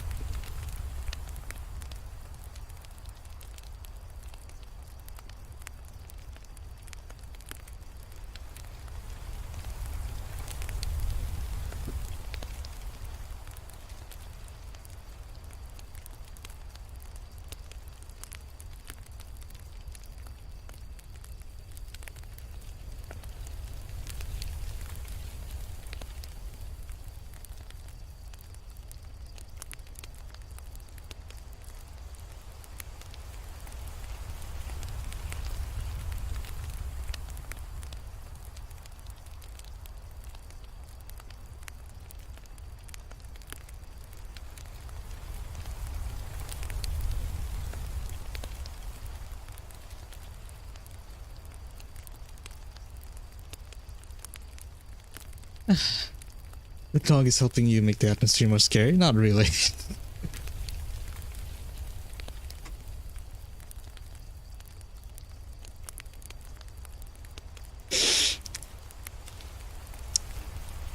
I even checked with the flashlight this time to check whatever she was barking at, but there was nothing there.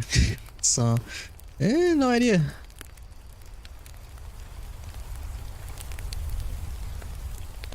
The two made their way to a thick grove of thorn bushes that blocked the bottom of the mountain. The two looked around carefully, but they could not understand how they could get through without days of cutting through the bushes.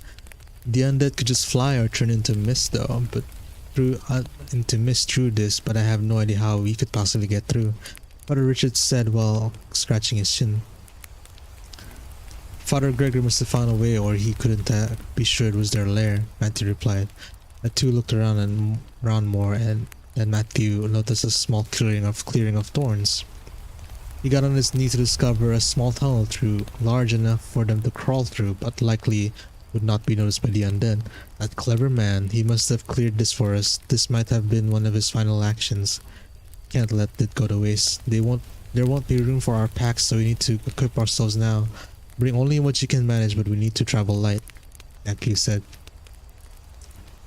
The two sat down and began unpacking their bags. In them was an assortment of ancient and more modern vampire killing tools.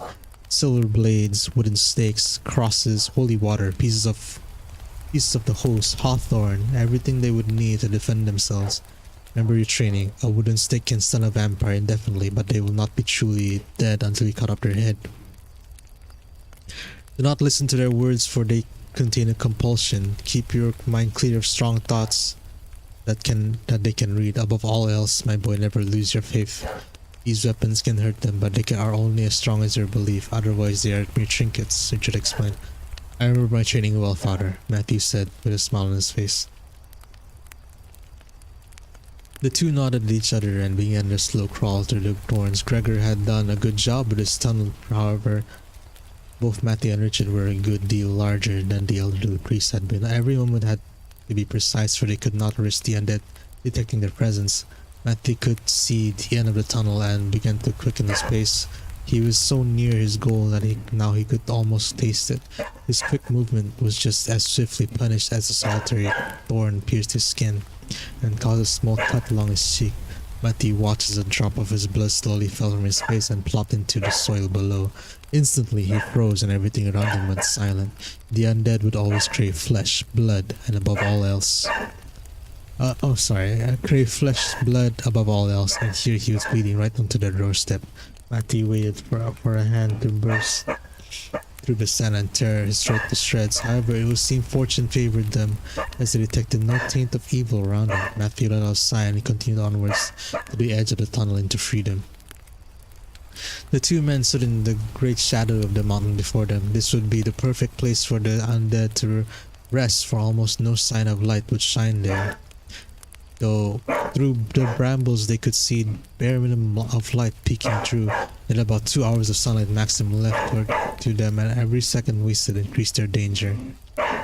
The two scanned the area, and it didn't take them long to find what they were looking for. There, beat out of the ancient stone of the mountain, was a small cave door. The two stared at the gaping black hole before them, and their blood went cold. The presence of evil didn't just linger in this place, but seemed to emanate from its very depths. It was as if they were in the presence of the birthplace of evil itself. Father Richard put his hand on Matthew's shoulder and turned him towards him. Listen here, lad. Listen closely. Over the last few years, we have been hunting these foul creatures. We have invaded their hiding places in the cities, but we have never encountered a natural lair before. No one has ever entered the home of the vampire and survived to document it. Therefore, we are entering uncharted territory. Yes, we have sunlight, but they're in the very belly of the beast. We have no idea if that'll help us. We have no idea what creatures, traps, or wards may be in place. We have never faced anything like this, and likely never will again. Now I understand if you want to go in there, but you need to understand that if you do, there may be no coming out. Now, are you truly prepared? Matthew considered the priest's words for a moment, but only a moment. This was his purpose ever since he heard his sister's screams echo through the forest for all those many years ago. He could not turn away even on death's door. He would fear no evil nor death. Matthew said nothing and merely nodded. Richard nodded back and simply said, "May the grace of the Lord protect us." With no more words needed, the two knelt down and entered the cave where victory or death would await them. The first thing the two noticed was the odor. The entire cave reeked with stench of decay. The further the two went in, the worse it became, and there was not a scant bit of wind to provide relief. The darkness here was also overwhelming. As part of his training, Matthew spent a great deal of time in the dark, so he would be able to adjust quicker to its blinding embrace. However, it did little good here. The setting sun at their backs had all been forgotten, and true darkness wrapped itself around them like a serpent. Exploring a cave in the pitch black was a death sentence, so even though stealth was imperative, they had to make that sacrifice for their safety. Father Richard produced a pair of small torches and lit them with some flint in his pocket. The flames burst to life, but Matthew had never seen a fire so still, for nothing but the breath in their lungs moved the air around them. The cave walls were bleak, with no shine nor luster. They were dull yet dark grey, that Matthew found to be disturbingly familiar, and he moved his flame around the walls to make sure there were no faces staring back at them. Slowly they made their way through the cave tunnel and to Matthew's shock, he would have preferred to be back in the thorns. This place had an unnatural feel to it. You could see dying vines on the walls, oozing black liquid as if nothing living was permitted to grow in the lair of the undead. The dirt beneath them had soggy, rotten quality to it, as if they were inside a bog. Perhaps the most unsettling thing was the eerie quiet about the whole place. There were no sounds of dripping water, no sounds of creatures. Even their footsteps seemed muted here. The soft crackling of the fire sounded like a mighty roar in the silent cavern. Their passage began to widen as they came to the first antechamber. The room seemed enormous, and even the radius of their torch could not detect the walls around them. The air was humid and a new odor seemed to join the smell of the dead. The smell was different but no less foul, the smell of excrement and dirt. Father Richard lifted his torch slightly and both men had to stifle a gasp. All around them were the creatures of the night. Great brown and black bats hung from the rocks, still asleep with their wings folded. All manner of crawlers moved in and out of the holes in which the walls in search of fresh food. High in the rafters, the men could see spiders larger than any on record sitting in the middle of their webs. Stuck inside the sticky threads were bodies and bones of creatures. Some were as small as mice, and others were full-size birds of prey, all made to be prisoners by their arachnid wardens. Father Richard grabbed Matthew and pulled him towards the far wall away from the creatures. They did not need the words to tell each other that it would be unwise to alert these sentinels of the undead. The two found another tunnel at this one going down, and they made their descent. Here under the mountain, any concept of time seemed moot, but the two knew that sundown was fast approaching. Soon the undead would rise, and the two had no doubt that their keen senses would be able to tell that there were two intruders in their midst.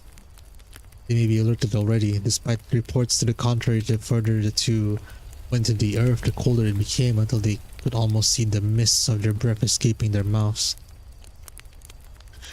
The two came to a narrow passage that they had to contort themselves just to fit through. Matthew took extra time as he slowly moved his face near a particular sharp piece of stone. A mistake like he made in the thorn bushes would be nothing short of deadly here. Finally, the two men made it through, and what they found made their hearts stop in their chests for a moment. They had entered another antechamber. This one was lower but much larger around.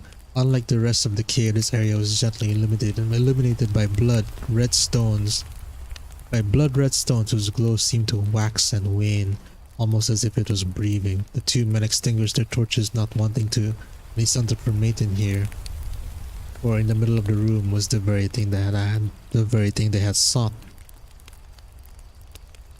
There are those who believe that the undead sleep in coffins. Many images had been drawn of dark and perfect funeral caskets, for the vampires to call home. This was simple.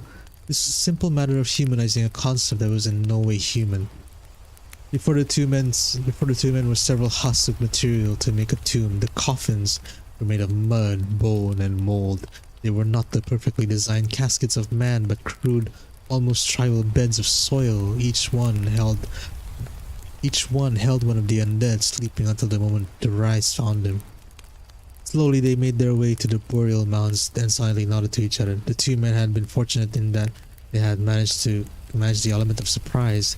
Each man put a cross over their necks and placed a wooden stake in their hands. They would have to move fast, but if they could stake each creature before one raised the alarm, they could complete their mission without a scratch. That was until the glowing rocks and gems that illuminated the room dimmed and then went out completely. The two men stood in pitch dark blackness around them and not even daring to take breath. The silence that had tormented them was finally starting to break. Above them, they could hear the sounds of wings opening and spiny legs beginning to prod about as the sentinels began to stir. Then a much closer and more ominous sound began to ring. A slow and deep creak rang through the chamber, the sound of a lid being opened. This was followed by several more. Matthew shook as he heard the sound of sniffing fill the air. In an instant he was the bad boy again, kneeling before the undead as he offered his life for his sisters. The sniffing grew deeper and louder, and then an oh so familiar deep voice boomed through the chamber. Blood. Blood. Oh no. Several high-pitched screams echoed through the chamber, and the sound of feet hitting the ground was heard all around them. Father Richard wasted no time in igniting another flame and relighting his torch. As terrifying as the overwhelming darkness had been, no, let me drink some water.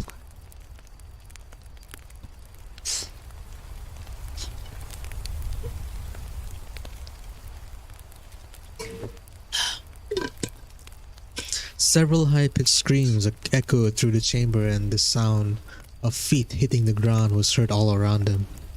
Father Richard wasted no time in igniting another flame and relighting his torch. As terrifying as the overwhelming darkness had been, the illumination of the flame made things so much worse. All around them were faces that had plagued Matthew's nightmares since his boyhood. The dark grey skin that frayed in places revealing bone and unholy creatures underneath. The dark hair flowing behind all of them, and those cursed jet-black eyes that bore into your very soul. The creatures began skulking on the ground like spiders towards the two men. Father Richard lifted his cross high and let his own voice boom. In the name of God, you will come no closer. The closest vampires recoiled and scuttled back as if burned. More vampires tried to charge Matty, but he took his mentor's lead and held out his own cross out. The two stood back to back and moved in a circle, brandishing their holy relics. Richard took out a vial of a sage and hawthorn mixture and began spreading it in a circle around them. In the name of the Father and the Son and the Holy Spirit, I banish you all from this land. Father Richard chanted. The deep-voiced vampire let out a low chuckle and just stepped outside the holy circle. You break into our home and speak of banishment. You are an old fool if you think you have power over us here. Father Richard raised his crosshair. God has dominion over all creation and you are no match for his might. The fiend chuckled again. That may be so, but you are not God. You are merely a man clinging to trinkets in the dark. I can smell your fear. It is the sweetest perfume. I will enjoy drinking your life force. Father Richard splashed some holy water near the feet of the beast. That will be the only drink you'll receive from me, vile creature. Oops, sorry.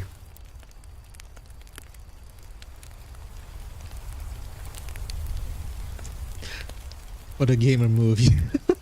The vampire retreated a step, but only a step. Your wards are only as strong as your faith. They will serve you no more than what they did that broken priest on the church steps. Matthew's blood began to boil. Don't you dare speak of him that way, you pathetic parasite. Matthew screamed in defiance. The creatures' heads all snapped to him at once. The master vampire smiled deeply at him. Ah, Matthew. I should have known that was you. We only heard of your approaching arrival a matter of days ago. I do hope you enjoyed our little welcome home present as much as we did. Matthew filled with rage and rushed to the edge of the circle. The undead creature stalked to the edge himself, and the two looked at each other in the eyes. Fear and anger, you reek of them. Fear and anger, you reek of them, boy, just as you did that night. Here you are, 13 years too late. Do you know how long she screamed for you? Matthew ignored his years of training, his honed instincts, even his mentor's words. He called out no to him. Matthew dove over to the circle straight at the vampire. He drove his cross into the beast's face with all of his anger and hate. The cross burned the creature's face for a moment, and then the power of the relic seemed to fade instantly. The vampire chuckled. Not very priestly of you. Not very priestly of you, is it, boy? Then the vampire tackled Matthew to the ground, its long claws inching to his throat. Father Richard acted fast, throwing white sage into the flame of his torch, purifying it. He threw the torch right at the beast's face, sending it ablaze. Matthew knocked the creature off and it burned into nothing but ash, screaming it into the darkness. The two priests hit the ground running and took off into the unknown darkness of the catacombs. Kill the boy and bring me the old priest. I will taste his blood, the master vampire told his minions. The two men ran down the tunnels without looking back. Even if they had all they would see is never-ending darkness. The two ducked around a corner and panted as loud as they dared. We need to get out. We should not have come to this close sundown, Richard explained. Matthew grunted his frustration, for they would never get another chance like this. However, he knew his master was right. We need to split up and confuse their senses. I am confident we can backtrack our way to the entrance, Matthew said with regret. Richard grasped the boy's shoulder once more. God will always be with you, my boy. Never not forget that. With that, Richard rushed off into the darkness. Matthew let out a sigh and began making his own way back to the cave mouth. With the darkness enveloping him, he could not be sure if he was going the right way. If his path was swayed to even the slightest degree, then he could fall through a hole, get trapped in the passageway, or run into the undead. Matthew began to sweat despite the cold, and his heart became a steady drumbeat in his chest. He froze in his spot, unable to venture forth into the uncertainty. Suddenly, a voice echoed from up ahead. Matthew, I found a path around the chamber to the surface. Quickly, follow my voice before they find you. That's not me. Father Richard called out. Matthew felt a sense of relief. He felt stronger with his master by his side. Quick, Matthew, come this way. We're running out of time. Matthew quickened his pace at his master's words, for his voice was dead ahead. Mere inches away, Matthew noticed something odd in the darkness. Despite the pitch black around him, there were two even darker orbs floating in front of him. By the time Matthew made the connection, the creature lunged upon him. The creature pinned him to the ground and began reaching for his neck to deliver the killing snap. What's wrong, my boy? I thought I trained you better than this, the creature taunted, doing a perfect mimic of his mentor's voice. How had Matthew's training failed him so completely? He could not give up. He reached down and tried and grab a stake, the hose, anything that may help him. A sharp splinter of wood got stuck in his hand, and it took a moment for him to remember that the broken axe he stuffed in his belt. He grabbed the shaft tight in his hand and looked into those creatures' two black eyes. Using the eyes as a guide to the body, he drove the axe into the beast's chest. The fiend screeched as Matthew pushed the makeshift stake in its body flailing around. Finally, there was a loud exhale of breath, and the creature went limp. Matthew snapped the blade off the handle and jammed it into the corpse's neck, severing the head and putting an end to its evil forever. Matthew limped up the passageway, his leg flaring up. Worse than ever on that rough terrain. He had to get through the entrance and find Richard. Matthew made his way into what he could only hope was the first antechamber. He limped across the floor as fast as he could, praying to simply live to fight another day. He attempted to press forward, only to find he couldn't move properly.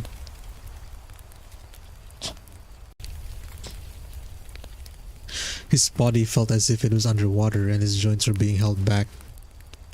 Excuse me. He pushed his arm only to find it caught in some sort of sticky net. Spiderwebs? His mind flashed to the spiders on the ceiling when they came in and his blood chilled. He flailed uncontrollably but only managed to wrap himself tighter in the web until he was strung up completely. Above his head he heard a high-pitched cackle. He looked up and with his vision slowly adjusting he could make out a horrible woman floating above him. Her grey skin was complemented by a cape of flowing black hair. Her fingers were horribly tangled and tipped with razor-sharp claws. Ah, little fly caught in web. The spiders are my children and they are ever so good at weaving my traps, the horrid woman said as she slowly began crawling down a large spider web. You could see drool salivating from her larger incisor fangs. You fell right into my trap, just like that little sister of yours. Shock and rage rushed through Matthew, but this time he could do nothing but stop his fate. The woman wrapped her hands around Matthew's neck, her claw pressing into his jugular. She gave a twisted smile at him as she prepared to pierce his throat.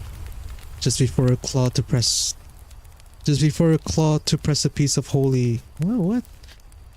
Just before her claw to press a piece of holy wafer was pressed into her forehead, causing... I have no idea how that makes sense. Holy wafer was pressed into her forehead, causing her to shriek as her flesh burned. I have no idea what happened. That sentence was poorly constructed, but I guess that just happened. Walk out the... Oh yeah, I heard that already. The woman leaped off Matthew and scalded across the floor. Father Richard dropped the wafer and sliced Matthew free with a silver blade. Now, my children, attack the intruder, the woman yelled. All at once the wall seemed to erupt with life as hundreds of spiders leapt Father Richard. He swept his blade rapidly, trying to take down as many as possible. It wasn't long before he was brought down by the dozens of bites. The dark lady flew through the air and landed on top of Father Richard, her fangs scraping his throat. The master wants you, but I can't resist a little taste first. She moved to bite down, but at the last moment Matthew's arm wrapped around her throat and the fangs pierced his skin instead. The dark lady let out an ear-splitting scream as she flew off of Father Richard. Her body flailed as black blood rushed from her mouth.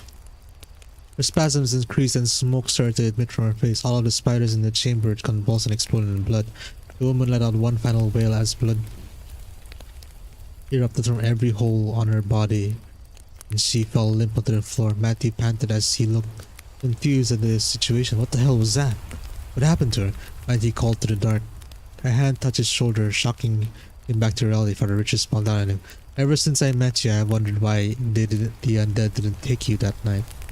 Blood is everything to them, and they should have taken your offer to trade places with Gracie, or at least taken you both. None of it ever made sense to me until now. You offered your life for your sisters, you tried to sacrifice yourself, and that made you pure. The undead cannot take blood that has been purified. It is like acid to them. That is why they wanted you dead instead of using you to feed. You are the best weapon you have. Listen, I counted 5 caskets down there.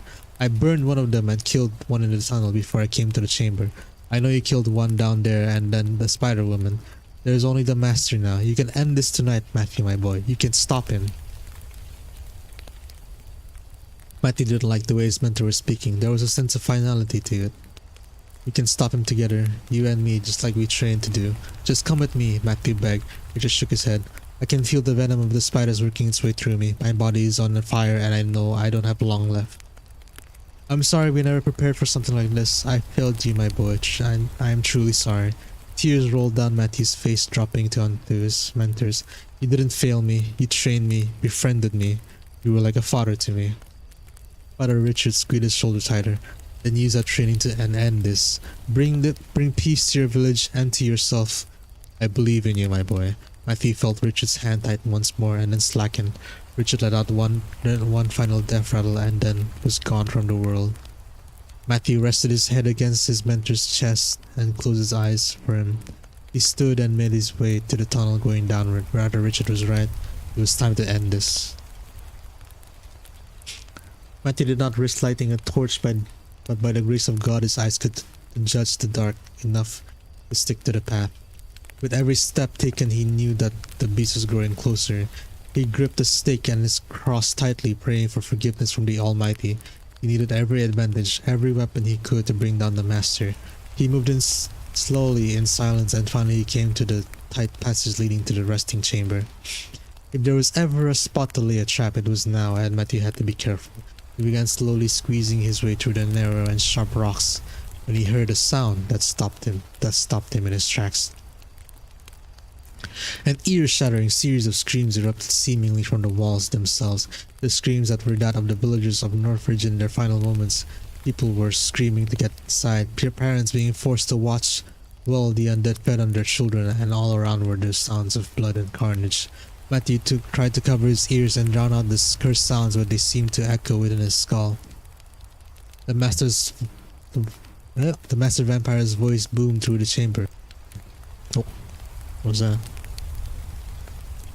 You did this to them. If they just stayed away, they would have remained alive. Do you feel their screams, the blood on your hands? Matthew's body writhed and got himself wedged between the two of the rocks. This was the moment the master had been waiting for. He slowly descended from the ceiling and began floating across the floor towards his victim. Matthew struggled but did not become free of the rocks. It appeared there was nothing he could do. There was nothing to do. The master smiled and wiped his claw over Matthew's face. All that time spent training, and look at you now, the master said, chuckling. It was true, Matthew had spent years training, learning the weaknesses of the undead, the biggest of which was their pride and their underestimating of the living. For if there ever was a spot to lay a trap, this was it, and Matthew had laid his perfectly. Matthew's ruse had caught the master off guard, and he leapt at the creature, driving the stake into the heart. The beast screamed in pain, lashing out at Matthew with its claws. Matthew pushed past the pain and endured, driving the stake further in. The vampire tried to grab at Matthew's arm but drove his other forward and pressed the cross into the beast's forehead. This time there was no rage or hate, simply the desire to end the evil. The cross burned the creature as if it was a brand. In the name of the Father, and the Son, and the Holy Spirit, I condemn thy demon to the shadows from whence you came. The creature gave one final screech as the stake drove home into his heart, and the cross burned right through his skull and destroyed the fiend's brain. The master lay truly dead, and Matthew rolled on his back, exhausted from this dark night. He lay there for a moment in the darkness of the cavern, only now the darkness wasn't frightening but peaceful. For untold centuries the people of Northridge lived in fear of the creatures at their doorstep, and in one night there had been brought peace. Matthew and his master had removed the plague of the undead from this mountain once and for all. He wept for the people of this village, for his family, but at last they could rest knowing that the fiends were gone. Matthew rose to his feet feeling lighter than he had ever been. Even the pain in his legs seemed to have abated him. He made his way back to the exit, but that was when he saw something in the corner that shook him to his core. In the darkness and the chaos it would have been easy to miss, but now it his mind clear and it stood out like a sore thumb. There in the corner was a sixth casket, only this one was much smaller than the rest. Matthew stood there shaking for a moment, unwilling to believe what lay before his eyes.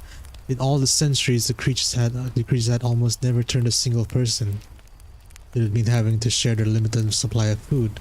Why would they start now, and why with her? Because he gave me a reason to keep living. A high but dark voice called from behind him. Matthew froze, for he knew that voice well. So well, he closed his eyes and prayed that it was a trick of the undead. He slowly turned and opened his eyes and to find that it was no trick. Standing before him was his little sister. She seemed to have grown since he had seen her pulled into the forest like her captors. Her skin was now grey, and her once shining golden hair had started to turn dark. Her eyes had taken on the unnatural obsidian of the undead, and Matthew knew his sister was gone. "Hello, brother. It's been so long. I began to fear you weren't coming," Gracie said with a tinge of bitterness in her voice. "Gracie, what have they done to you?" Matthew shaking his head. Gracie's face filled with rage. "You mean what you did to me? None of this would have happened had you not thrown my doll away. I would have been fine if you simply had the courage to grab it off the road. Instead, you ran like the coward you are, with your tail between your legs. A wave of guilt struck Matt like a ton of bricks, for what she said was true. He was just as much to blame as the undead. He fell to his knees in front of his sister and begged her for forgiveness. Gracie simply shook her head. They kept me alive for a long time. For the undead, a person's fear and sadness can be just as tasty as their blood. Most victims go completely numb after a matter of days and they simply end their life. I was different though, because I knew you were out there. You were the only one to come to my aid that night, and so I was foolish enough to believe that you would come to save me. I held on to that belief for 3 years, and in that time they would torture and feed on me as often as they could. When those years went by and you didn't come, my sadness turned to rage. I counted on you and you abandoned me. I hated you more than you could imagine, and I think that is what intrigued them. They saw my potential and gave me a new reason to live, a call for revenge, for blood.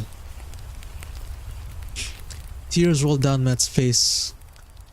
I just feel I am sorry, Gracie. I tried to comfort you and I spent my life trying to avenge your memory. I am so sorry I wasn't there for you. A macabre smile appeared on Gracie's face and her large fangs dripped with saliva. But you're here now and you can fix what has been done. I need a new family and you can provide. Join me and you and I can be together forever.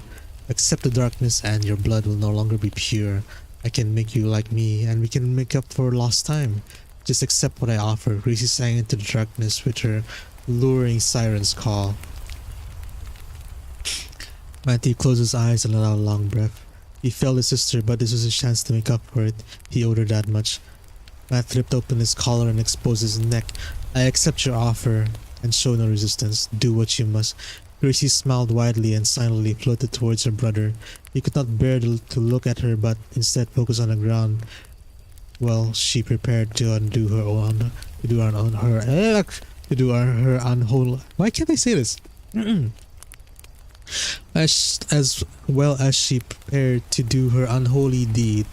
Just a little pain, and then you will know peace, my brother. Matt sighed. I was about to say the same to you, Matt, he replied. Matt thrust his stake into his little sister's heart. She let out a scream and thrashed about. Every scream was like a dagger to Matt's heart, and he couldn't bear to look at her as he did his duty. The stake finally penetrated her heart, and to Matt's surprise, his sister embraced him in a hug. I always knew you would save me, she said in the sweet voice Matt missed so much. She let out one final breath, and then went limp in Matthew's arms. He placed her hand down and stared at her peaceful face. Like water spreading out in reverse, the curse began to leave her body. Her skin returned to its normal milky white and her hair began to regain its golden radiance. Gracie had become the sister Matthew had known before. She could have been sleeping peacefully. Matthew let out a sigh, for he knew what he had to do. He reached to his belt, pulled out his silver blade. He had to remove her head for her to be completely cured. One strong swipe and she'll be truly free. He looked down at her sweet innocent face and his hand began to shake. He knew what he had to do, but he did not believe that he could cut off the head of his own baby sister, and his whole body began to quake as tears slammed from his eyes. Finally he could take no more and he dropped his blade to the ground. He just couldn't do it. He could not desecrate her corpse. He reached out and stroked his finger on her face. He could not cause any more turmoil. As long as the stake stayed in her, the curse would be contained. He would give her a proper send-off.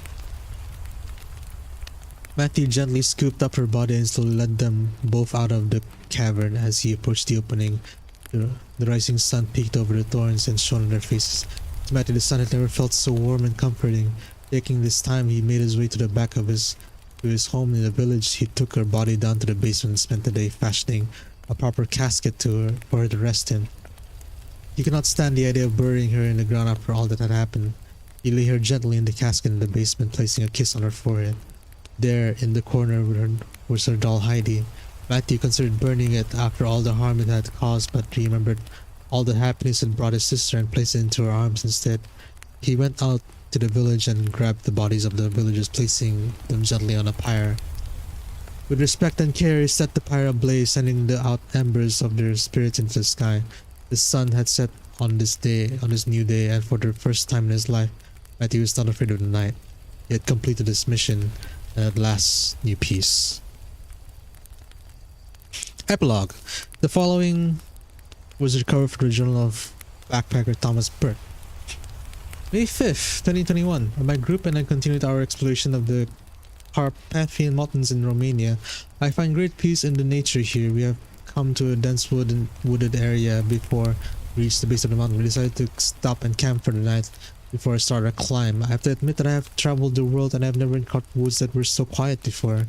I haven't heard so much as a cricket all night long. I suppose sleep should come easily with the peace and quiet. May 6, 2021. The sun has just come up and I know that I will not get any more sleep. Last night my dreams were haunted by strange creatures with grey faces and pitch black eyes that whispered things to me in the dark. I spoke with my fellow campers and it seemed sleep was hard to come by all around. I can't say that I am excited to climb a mountain today. On our way to the mountain, we may have just made the discovery of a lifetime. In the heart of the forest, we have discovered an entire abandoned village. The place looks hundreds of years old, and there isn't a single soul in sight. The buildings are rotting from lack of repair and seem to show signs of animal claw marks in some of the wood. A quick survey of the surrounding area revealed a sign saying that this was once known as Northridge Village. We have scoured the internet, and it is no existing map, nor are there any references to it anywhere. Our mountain group have just discovered a lost village. We have documented everything and posted some videos online. This could be our way into the history books. The others seem uneasy about the place, and I'm ecstatic and I can't wait to get to exploring. Despite my earlier enthusiasm, this discovery has taken a darker turn. Despite my assurances that there was no one around, I no longer believe that to be the case. We were exploring the basement of one of the houses and we came across a horrific sight. We found a homemade casket in the basement, and when we just opened it,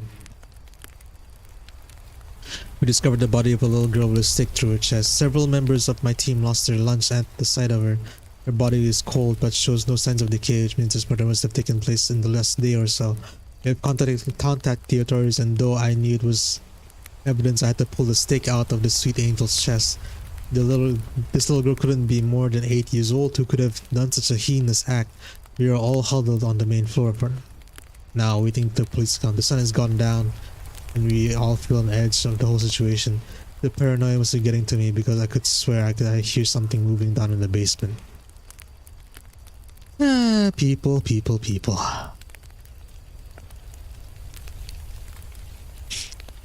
Pretty good story though, despite the slight grammatical errors. But I think with that, we can call it a day. So I hope you enjoyed this stream. Leave a like if you did. Subscribe if you're new here, and feel free to leave a comment, whatever comments you want, as long as you don't leave anything too bad. And hopefully, YouTube won't get on my neck just because I read a kind of a yabe story in the middle of this. But yeah, hope you guys enjoy the rest of your night.